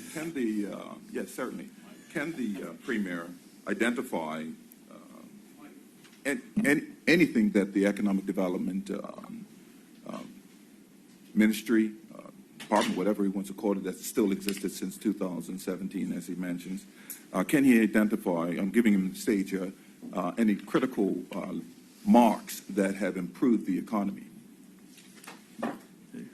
Premier? Mr. Speaker, not only have we made changes to legislation that has expanded our insurance industry here on the island, not only have we made changes to our legislation that have resulted in the creation of 50 jobs in fintech, not only have we made changes that have expanded the life insurance industry in Bermuda, where we've seen a number of jobs which have occurred, and there's more change to come, Mr. Speaker. But here's what I have said. If the honorable member is asking about the Bermuda First report, he will note that ministers of this government in the previous debate got up and stood up and said all of the various things of which they're doing on that particular measure. If he wants to talk about the other report, which is referenced inside of the document, the Chamber of Commerce Cornell report, there are actions which the government is currently engaging in inside of that. One of the things of which they want to do is to set up Bermuda as an innovation hub. That is something that we have continued to do. We have continued to press. There are things that we have changed the Bermuda Monetary Authority legislation to set up innovation hubs insofar as in fintech, in insurance, and other places, Mr. Speaker. So yes, there have been changes which have been made as a result of the recommendations to reports. We have reported on those, and I'll be giving a further update on the Bermuda First report and the recommendations which have been made, and those have been action at the next time that we will sit on Valentine's Day, Mr. Speaker. Thank you. Second supplementary, yes. Yes, second supplementary. Considering the fact that grocery stores, different dealerships, cars, bikes, you name it, rely heavily on the local market here in Bermuda, and there are items that, quite frankly, you're not going to buy online, can the Premier identify then what measures have been taken to improve an industry of retail in Bermuda, which hires between 3,000 to 4,000 people in Bermuda, if not more, can he identify what measures have been taken since 2017 to improve the situation, other than the statistics that we are seeing that are going downhill for retail? Mr. Premier. Mr. Speaker, if I recall, I think in the last budget there was some tax relief that was given to patrons in the retail industry. But, Mr. Speaker, as I've said inside of my statement, and as we'll continue to repeat, the issue that is with retail and technological change is not one that is going to be solved by reverting to old norms. And if we do not accept that, then we are not going to be able to make the required choices that we have to change. Mr. Speaker, the fact is that when people used to buy or build or modify houses, Mr. Speaker, they would go down the street and they would buy furniture. They would go to a local department or a local hardware store and buy things. Now they get on a plane, they go somewhere, they load up a container, and they bring it back. The ability to do things is different, Mr. Speaker. That is the fact. The world is changing. Price discovery allows people to have different options and to examine all the options of which they have, Mr. Speaker. So for this, what is necessary and required is not necessarily looking back at the past.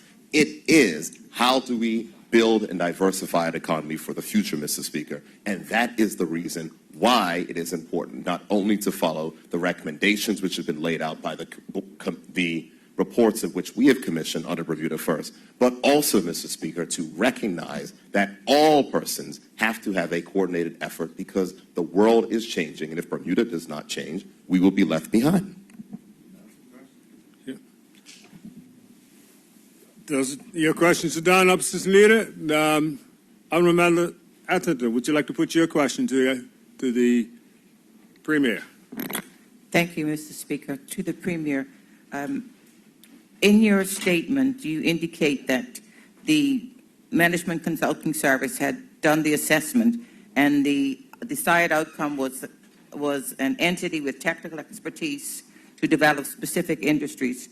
I want to find out from you if you could indicate to us whether, based on the merger, whether there was the requirement to bring in any person with expertise not existing currently in the service. Thank you. Premier? Mr. Speaker, I'm not exactly understanding the question that the honourable member is trying to get me to answer. If she minds clarifying. Member, could you just repeat your question? The Premier has indicated that there was no change in posts, there were no people losing their jobs. This was in a merger, but you're supposed to be coming up with some new idea. And what I want to find out, as a consequence of this merger of these departments, did you find that there was an area of expertise, technical expertise or otherwise, that didn't exist in the service, and therefore you would have to go out and bring some new people into the service in order to make this work? Premier? I thank the honourable member for her question. I now have a better clarity on it. Mr. Speaker, I'm giving the announcement today that the Cabinet has approved the formation of this department, that budgets will be assigned and these things will be merged and the process will be completed. The examination will be done. Of course, we know that ministers do not have specifically responsible for HR matters. Job descriptions are done for those persons who may be found suitable in their existing roles or transferring roles, because we're transferring certain roles that will be in similar positions, and other positions which may be newly created, persons can apply. What I have said is that no one who is currently working inside of those departments, which are not fully staffed, will lose their jobs. And that was something that we committed to, because we're not in the business of trying to put people out on the street. Thank you. Supplementary? Yes. What the Premier said was the point that I was trying to get at the end. It's all very well to talk about people not losing their jobs because you move them to another department. And also, but the question is, was it identified when the assessment was done that there was some expertise, technical expertise area that did not exist in the service, and therefore Bermuda would need to find that expertise in order to make this merging and this new unit work? Premier? Okay, remember, can you fine-tune that to a specific question so he can give you a response as an answer? Was there, in the identification of the unit that needed to be created, was there an area of technical expertise that was identified that did not currently exist, but that the MCS indicated that it needed to exist if this new unit was going to turn around and achieve what everybody wants, which is the import, the suitable people coming to Bermuda, etc. Mr. Speaker, I'm not going to comment directly on personnel matters. What I can say is the management consulting report did recommend the new posts, the new structures that would be there, and the qualities of which will be required for those particular posts. As I said, when the job descriptions are finalized and completed, the persons who are currently working will be assessed, and the decisions will be made at that time in the regular process. As the Honorable Foreign Minister knows, that is not a process that ministers of government are involved in. Thank you. No further questions? Supplementary? Yes, we'll take your supplementary. Thanks, Mr. Speaker. So I'm just trying to get some clarity around this. So we've had departments of economic development for some time. There was something, the Minister Jamal Simmons was the minister on... Point of order, Mr. Speaker. We'll take your point The of honorable order. member is misleading the House. There have never been departments of economic development, and I've made it very clear to the record that there is nowhere in law at all that states that there is any portfolio that is stated in law responsible for economic development, Mr. Speaker. Thank you for that clarity. So my question is then, so that this new Department of Economic Development then will become statutory, that will pass legislation, and that's it. It'll be permanent and in place. I thank the honorable member for her question, and I will say that that is the intent, and that is what Cabinet has agreed, that we'll have a statutory body that will be coordinating economic development in activities for the country. Yes. Okay. Supplementary? Yes, I do. So over the years, will this new Department of Economic Development, for the lack of a better term, be able to adjust its flavor? So based on what the industries globally, whatever the new trends may evolve over the years, will this Ministry of Economic, or the Department of Economic Development, sort of be able to bring in new flavors based on what the global economic environment is like? Thank you. Premier? Short answer, Mr. Speaker, is of course yes. What we want to make sure is that we have a department that is actually looking and examining what is taking place. If there are specific things, just like certain various government departments do, they will bring in consultants or people on short-term contracts to handle things on specific matters. What I would say, however, Mr. Speaker, is that there will be a Department of Economic Development inside of the budget book, which will come to this House on February 21st. And if if members opposite want to get into in-depth conversations about it, they can certainly add that to our 56 hours of debate on Committee of Supply. And I'll be happy to delve into the details at that time, Mr. Speaker. Thank you. You hit your two. Would you like to put a supplementary? Yes, Mr. Speaker. And I'll try and be succinct. The Speaker, the Premier has indicated that these entities will not result in the increase in the number of posts, but the Premier has indicated that some posts were identified and these job descriptions will be put out there. How can the Premier say with certainty that it will not result in the increase in the number of staff in the civil service, and it won't result in the job loss? Normally, when you have departments, you have lots of administration in each department, and you sometimes find out that 3 departments with 3 lots of administration means that there's somebody there. We'll get a precise question now. How can the Premier say with assurance, he's identified that there's some new technical posts, how can he say with assurance that it will not result in an increase in the number of posts in the civil servants, and it will not result in the loss of jobs? Premier? Mr. Speaker, I am so happy that the honourable member asked that question in the way that she almost answered the question in which she asked. The honourable member sat at the cabinet table, and honourable members will know that cabinet papers come and they list the staff before and the established position and the established posts, and they list the staff after the established position in the established post, Mr. Speaker. And so where there are posts that were duplicated, such as administrative roles, which may have been in multiple departments, those ones have now, there's not going to be multiple administrators that are going to require.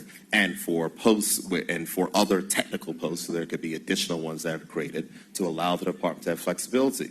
There were the posts that came in and the posts that came out. There is no increase in the established posts in government as a result of this reorganization.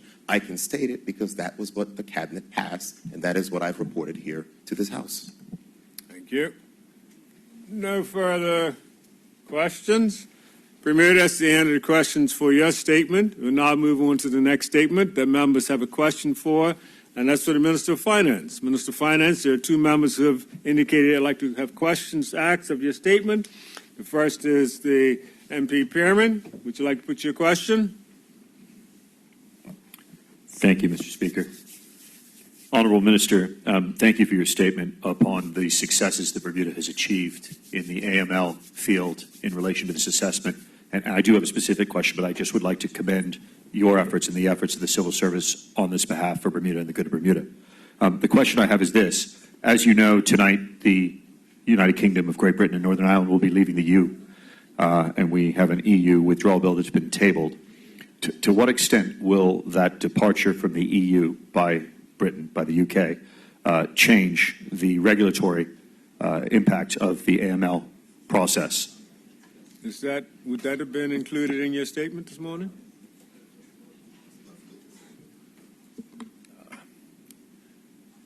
It's fine. Okay, go ahead, answer that. Speaker, thank the honourable member for the compliment. I can tell you that we, when we were in Antigua and Barbuda presenting at the plenary, we had a few challenges to our report, and we came fully prepared. We tapped down those challenges, and as we were making our final way through the process and had received approval from the plenary, the UK stood up and UK representatives stood up and were very complimentary of Bermuda and our success in the plenary. We're also very complimentary and went as far as to suggest that our success in the plenary was validation that the comments about offshore financial centers and offshore financial centers being places where illicit activity happens have been soundly refuted by Bermuda's assessment. I was a bit taken aback by them volunteering this position and jokingly asked Mrs. Lister, what do they want? But at the end of the day, I think that I don't expect this to mean any difference at all. We have been assessed by CFATF and FATF. It is a global body. I think notwithstanding the UK's decision to kind of leave Europe, it doesn't change, I don't believe, FATF's assessment of the work that we've done with respect to our regime. Thank you. Supplementary? Yes, supplementary, Mr. Speaker. Thank you. Thank you for your answer, Minister. And it's interesting to hear the UK's commending our position as they should. So will that mean that on the next occasion, well, I suppose let's start there. When does the Minister anticipate that there will be a further assessment process? Do you have any visibility as to when that may be of this nature? Minister? We have, as a result of our result, been placed on regular follow-up, so there will be a follow-up in 2 years. Supplementary? Yes, thank you. Second. And in respect of that next assessment process, will that be a CFATF assessment process that involves the UK, or will the UK be unlikely to be involved? Minister? The UK is a member of FATF, not CFATF. CFATF is a bunch of countries in the Caribbean region. There are a number of FATF members who actually attend plenary, Canada, the United States, the UK, and other countries. They have some influence, but I suspect that as we did this time, they were aware of kind of our submissions by virtue of their membership in FATF, and my supposition is that they were supportive of the work that we were doing. They were just very complimentary. Thank you. No further question? Okay. The next member who has a question for you, Minister, is the member Dunkley. Would you like to put your question? Thank you, Mr. Speaker, and congratulate the minister and everybody who worked on this assessment. It just goes to show what we can do when we all work together. Question to the Honorable Minister. Prior to July 2017, what responsibility did Cheryl Ann Lister have within services to the Bermuda government? Minister? Mr. Speaker, I wasn't a member of Parliament or the government in July of 2017. I suspect that she probably was the chairman of NAMLAC, but I would imagine that the honourable member who was premier at the time would probably know the answer better than I would. Member? He answered the question. It was like the honourable member wasn't there before July 2017.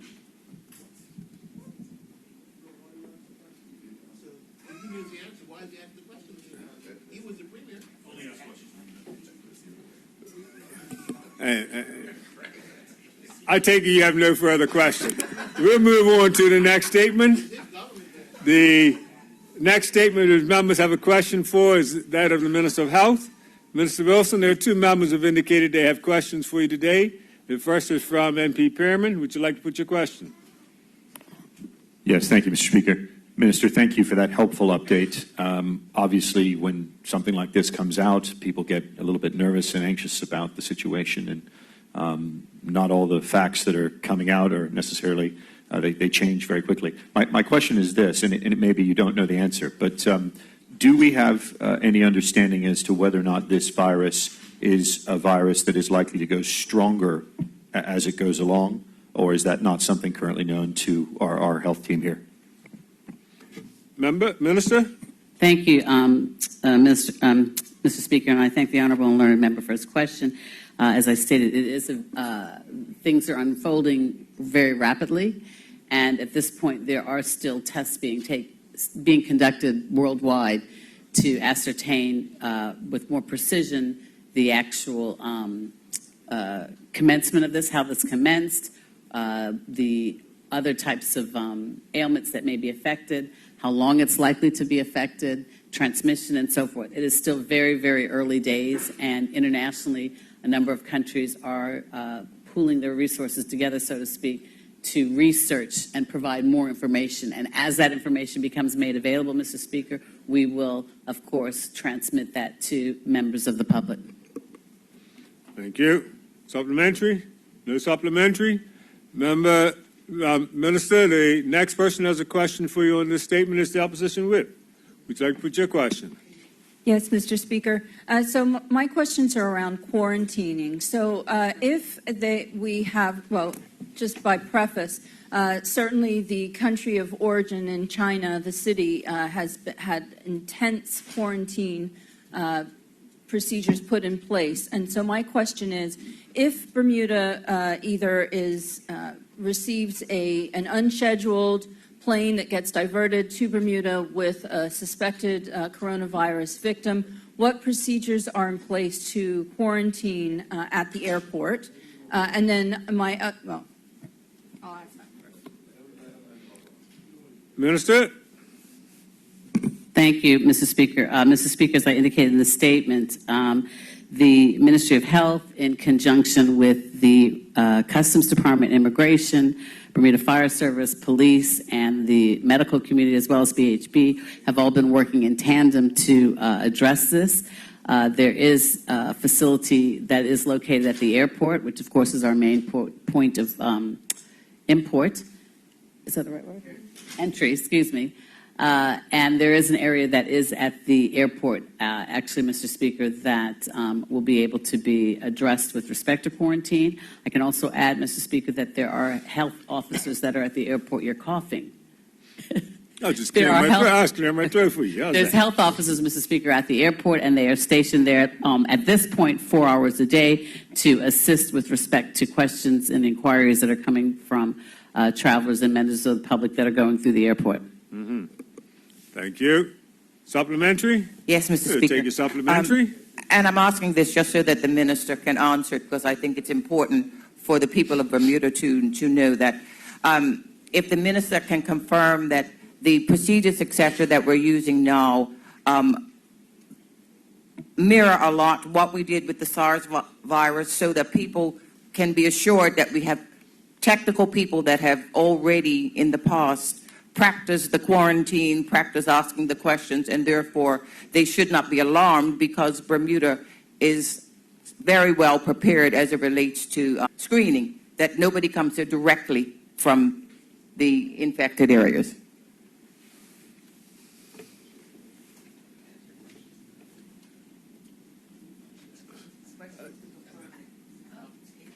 I'm sorry, Mr. Speaker. I almost felt like she answered it, but go ahead. I actually thought she did too. That's why I stayed seated. I was trying to figure The honorable member is correct. Bermuda has an experience with respect to addressing these issues. SARS is a recent point, and the continuation of that. Again, it's important to note that there is a multifaceted element, and that there are many agencies that are working together, and it is effectively the same team that would have been working from SARS, and they will continue. And I thank that honorable member for answering and asking the question. Thank you. Minister, that brings it close to your questions. We have, the next is the Minister Keynes. Mr. Speaker, I had one other question. Oh, you have a supplementary? I'm sorry. I got two questions, yeah? Oh, yes, you do have So a I second have question. a question. This is regarding Bermudians that Actually, you got 32 seconds. Okay. 30 seconds. Are there any Bermudians that may have been, or does the Ministry of Health, is the ministry aware of any Bermudians that may have been in the areas in China? And if there are any Bermudians that have been identified, are they being monitored and supported to make sure that they remain healthy? 7 seconds. Yeah, Mr. Speaker, there is, the Ministry of Health is aware of one particular individual. It's in the public domain. Thank you. Members, that brings us to a close of the question and answer period this morning. We will now move on to the next item on the order paper. Okay. Congratulatory and or obituary speeches. Would any member wish to speak?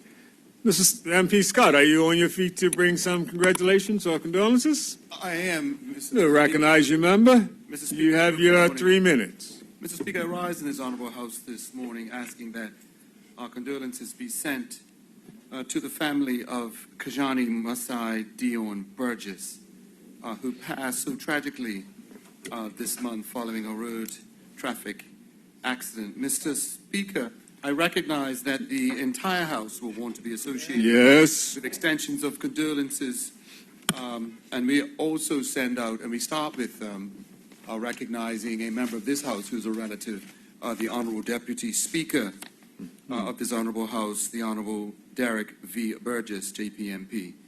Mr. Speaker, we send out condolences to his father, Kevin, to his mother, Antoinette, and to his sister, Kalia. We send it also to the entire family, his school, the Bermuda Institute of Seventh-day Adventists, and the entire Seventh-day Adventist Church family. Mr. Speaker, I had the fortune of sharing the company of young Mr. Burgess on numerous social occasions, and his warm and energetic and engaging personality was immediately noticeable and was refreshingly welcome. If I may say, Mr. Speaker, it is never easy when a family, an entire academic community, and the country as a whole loses one of our promising young people at such an early time in his life. It is even more sad when that young person demonstrated a true love of God, his family, his school, his classmates, and the country he was so fortunate to have been born into. Mr. Speaker, every life in this country is precious. We must treasure every moment we have with our fellow man on this earth. For this young man's life truly was a memorable and a valuable life that has so irreversibly gone, Mr. Speaker, far too soon. Thank you, member. Does any other member wish to speak? We recognize the Premier. Premier? No, thank you very much, Mr. Speaker. Mr. Speaker, this morning I rise with sadness to stand here to ask this honorable House to send a message of condolences to the family of the late Mr. James Tobin. And I'd ask all honorable members to be associated with these remarks, if I may, Mr. Speaker. He was one of Bermuda's most passionate and dedicated television producers. He was a humble, kind, and generous family man who was heavily involved in his community and was instrumental in bringing the annual Cut Match Classic to television so viewers at home could watch the festivities and, of course, could watch his beloved Somerset team keep the cup. To his wife, Linda, his son, Alj, and to his brother-in-law, the former opposition leader and former member of this House, of course, Mark Dean. To all of the Talbot and Dean family, friends, and broadcasting colleagues, this honorable House would like to express their sympathies and pray that you find comfort during this difficult time. Mr. Speaker, I would also like to ask this honorable House to send a letter of condolences to the family of the late Mr. William Richardson, known as Billy Richardson, who passed away late last year. Mr. Speaker, I know that we had spoken on this, and I know that you attended his homegoing service. He was a resident when he was living in Bermuda of my constituency and also served as treasurer of my constituency branch, and I sincerely hope that his family will be comforted by the memory. He was a very kind soul, and we were all shocked to hear of his untimely passing. Also, Mr. Speaker, regarding my constituency again, I would like to ask that this honorable House send a letter of condolences to the family and friends of Mr. Gene Ray, who was laid to rest on Wednesday. Specifically, his son, Mr. Philip Ray, who is also a member of my constituency, and his Mr. Ray's grandchildren. Of course, Mr. Speaker, I would also like to ask this honorable House to send a letter of condolences. I note that the honorable member for constituency number 26 is not in the House today, and for one of his constituents who passed away late last year, Mr. Wendell Tyrone Eve, who passed away in his 69th year, certainly left behind his loving wife, Marilyn, and his and their sons, Quincy, Jermaine, Haroon, Jadi, and Taniko. And I'd like to certainly associate the honorable member in his absence for constituency number 26, who is their member of Parliament. Finally, Mr. Speaker, I will ask that this honorable House do send condolences to the head of the public service and his family, Dr. Derek Binns, on the loss of his mother, Miss Mary Louise Binns.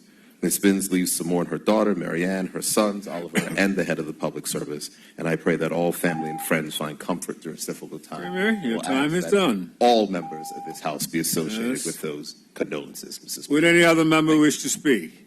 Recognize the honorable member, Mr. Commission. Honorable member, you have the floor. Good morning, Mr. Speaker. Good morning. Mr. Speaker, I ask this House to send condolences to the family of Agnes Virginia John, a former constituent of mine and also a good friend of my family, particularly my mother.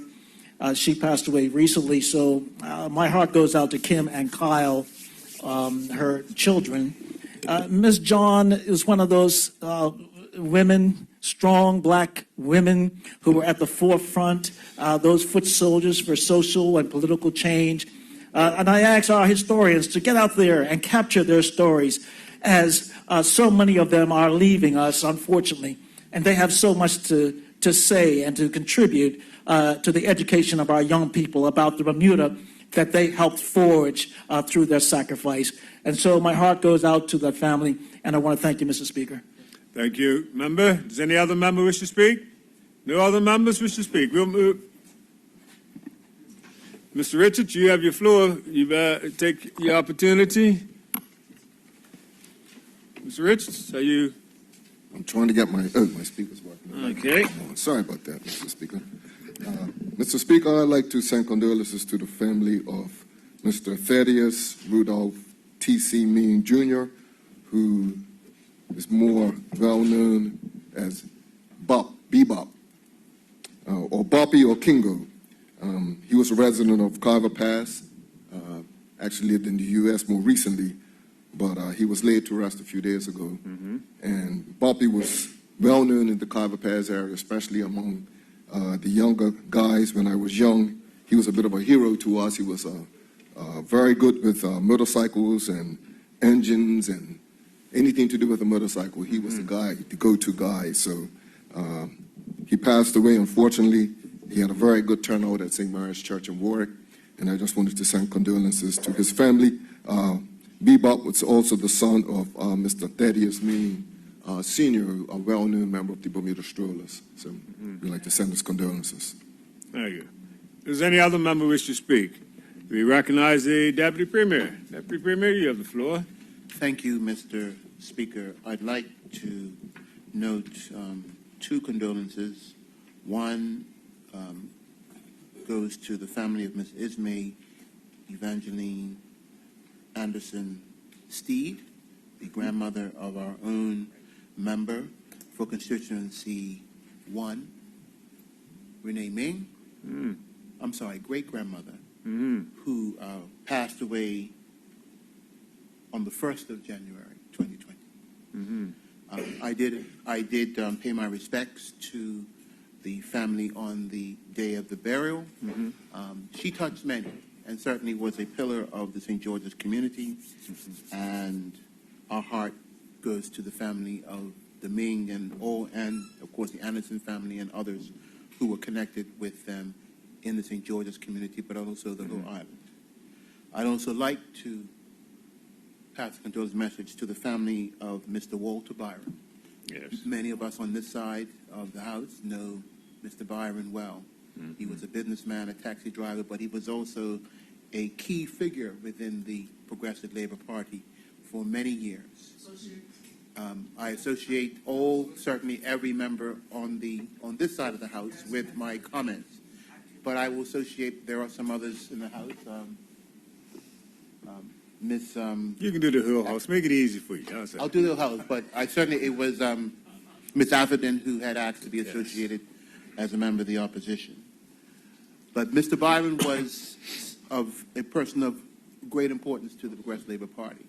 He had a strong role in shaping the party during his period while there, and you would know that, Mr. Speaker. And it's a case of where those who don't necessarily come to this House, or who are known figures at the top of the political spectrum, are actually making the real difference for us as a party and for the community. And Mr. Byron was somebody who helped to shape the party internally. And I myself was influenced by him, and many of us were influenced by his work. And certainly he is responsible for, I would argue, all of the representation that we have now in Warwick. At one time, it was not as many members. We are now the principal party of Warwick. I've been reminded we are the only party now in Warwick. At one time, Warwick was dominated by figures of another party. That is no longer, and that is because of the work of certainly Mr. Byron in particular, but others.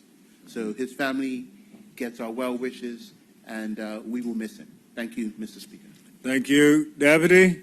Does any other member wish to speak? I recognize the honourable member from Mr. Pearman. 22. 22. Thank you, Mr. Speaker. Since this House last sat, one of our former MPs, Mr. Glenn Smith MP, lost his mother, and I would like to send our heartfelt well wishes to Mr. Smith and his entire family on behalf of, and indeed, and on behalf, and I note that the Minister of National Security has expressly invited me to say it on behalf of the House. Mrs. Smith was 85 years old, and that, as we say in Bermuda, is a good innings, although 85 is getting increasingly younger. I did note, indeed I was going to say, that it was also nice to see, and I know that Mr. Smith, the former MP, would like me to observe, that it was very nice to see members from the other side at the funeral. Indeed, the Minister of National Security, who ran against Mr. Smith in constituency 14 in Devonshire, was at the funeral together with the former Premier, Premier Dunkley, and others from this side. And it was very much appreciated, I know, by Mr. Smith. So we send our heartfelt well wishes to Mr. Smith and all of his family on the loss of Mrs. Smith. Thank you. I recognize the Honourable Minister of Works. Minister. Mr. Speaker, thank you. Good morning.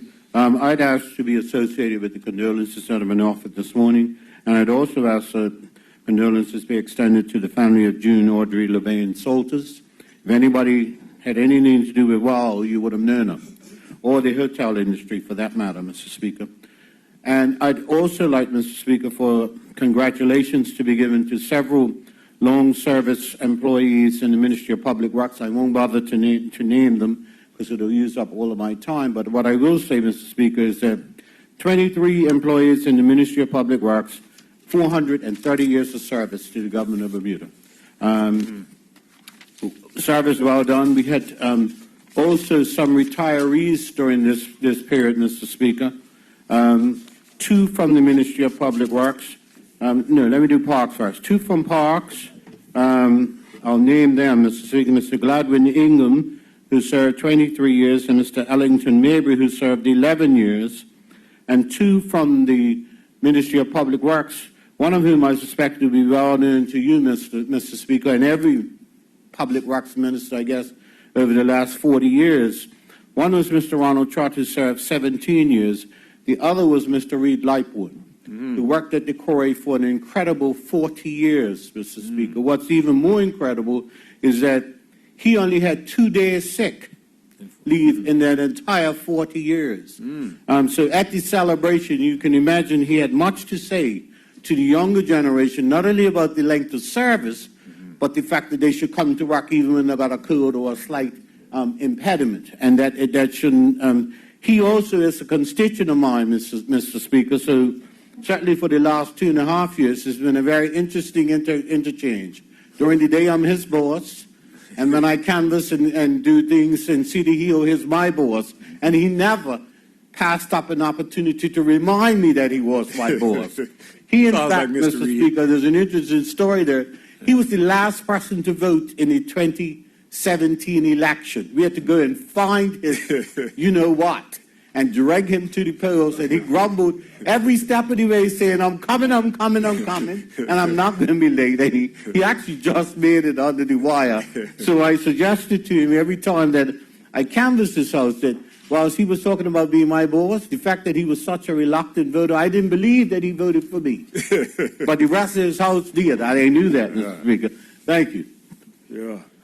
Does any other member wish to contribute this morning? Mr. Famous, are you on your feet? Good morning, Mr. Speaker. Yes, Good morning, I Mr. am. Famous. Go right ahead. Morning, Mr. Speaker. I want to start off with some good news and congratulate Elliott School in Devonshire in C11 for a brilliant career day yesterday. They had people from the fire, the police, Bermuda Civil Aviation, the banks, Belco, Parks Department, Corporation of Hamilton to teach the young people all the trades, skills and trades that are available to them. On another note, I'd like to start off condolences to Mary Lou Beans, who is actually of Devonshire, of the Ming family, relationship to the clerk and the premier and myself and others. Mr. Mervyn Smith of Middle Road, Devonshire, husband of a staunch Somerset supporter. Good wife. Miss Marie Bullock, who came from England some 1950-something, but she loved Bermuda, and she was a very short lady, but very strong influence. And then Mr. K.P. Perman, anyone who drove along Wattington Road next to the laundromat would have seen Mr. Perman. These are just some of the people that's passed. And what I want all of us to recognize is that all of us are losing constituents, and it's very important for us to ensure that we visit our seniors because statistically speaking, many of them will be with us next year. So thank you, Mr. Speaker. Thank you. I recognize the Honourable Member Furman. You have the floor, Honourable Member. Thank you, Mr. Speaker, and good morning. Good morning. Mr. Speaker, I'd like to send condolences to the family and friends of Ms. Betty Ann Louise Pierre, a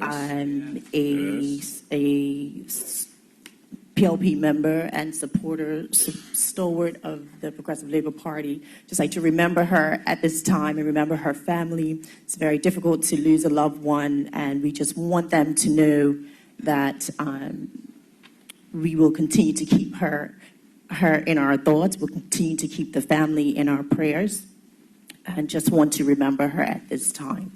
Thank you, Mr. Speaker. Does any other member wish to speak? I recognize Honourable Member Smith. Honourable Member, you have the floor. Good afternoon, Mr. Speaker. I'd like to give congratulations to Flora Duffy for her win over the weekend in the Ironman 70.3 in South Africa. Obviously, as she's preparing this year, hopefully to do something big in Tokyo, we want to make sure that we're giving her well wishes.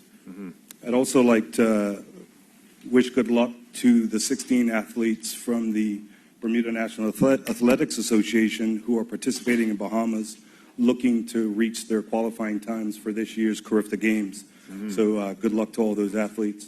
And quickly like to just say happy birthday to my wife. You got our present already, right? Yes. We're going to be late tonight. We're going to be late. Make sure Most you got our important present. thing for the day. Thank you. Yes.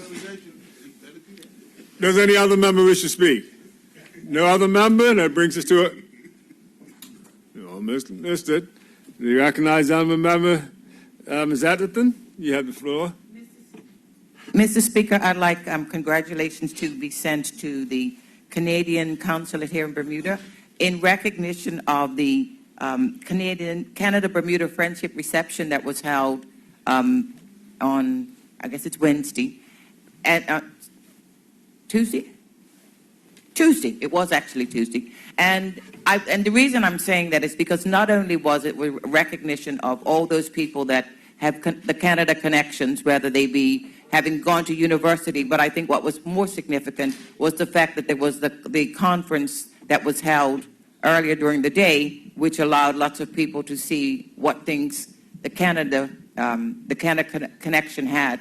And I think for me significantly was to the fact that we were recognizing that ACON had been involved with us for the airport, and we were able to see the progress, et cetera, that was happening. So congratulations to the consulate for keeping that Bermuda-Canada connection. Thank you.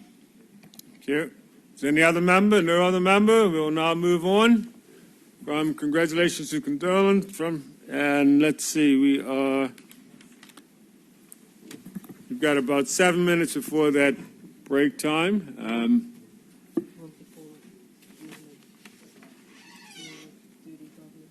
Yes, I was going to say, if we can get the government bills tabled quickly, and we can break for lunch. Government bills. Would you like to do Premier's bill, Deputy? Sure.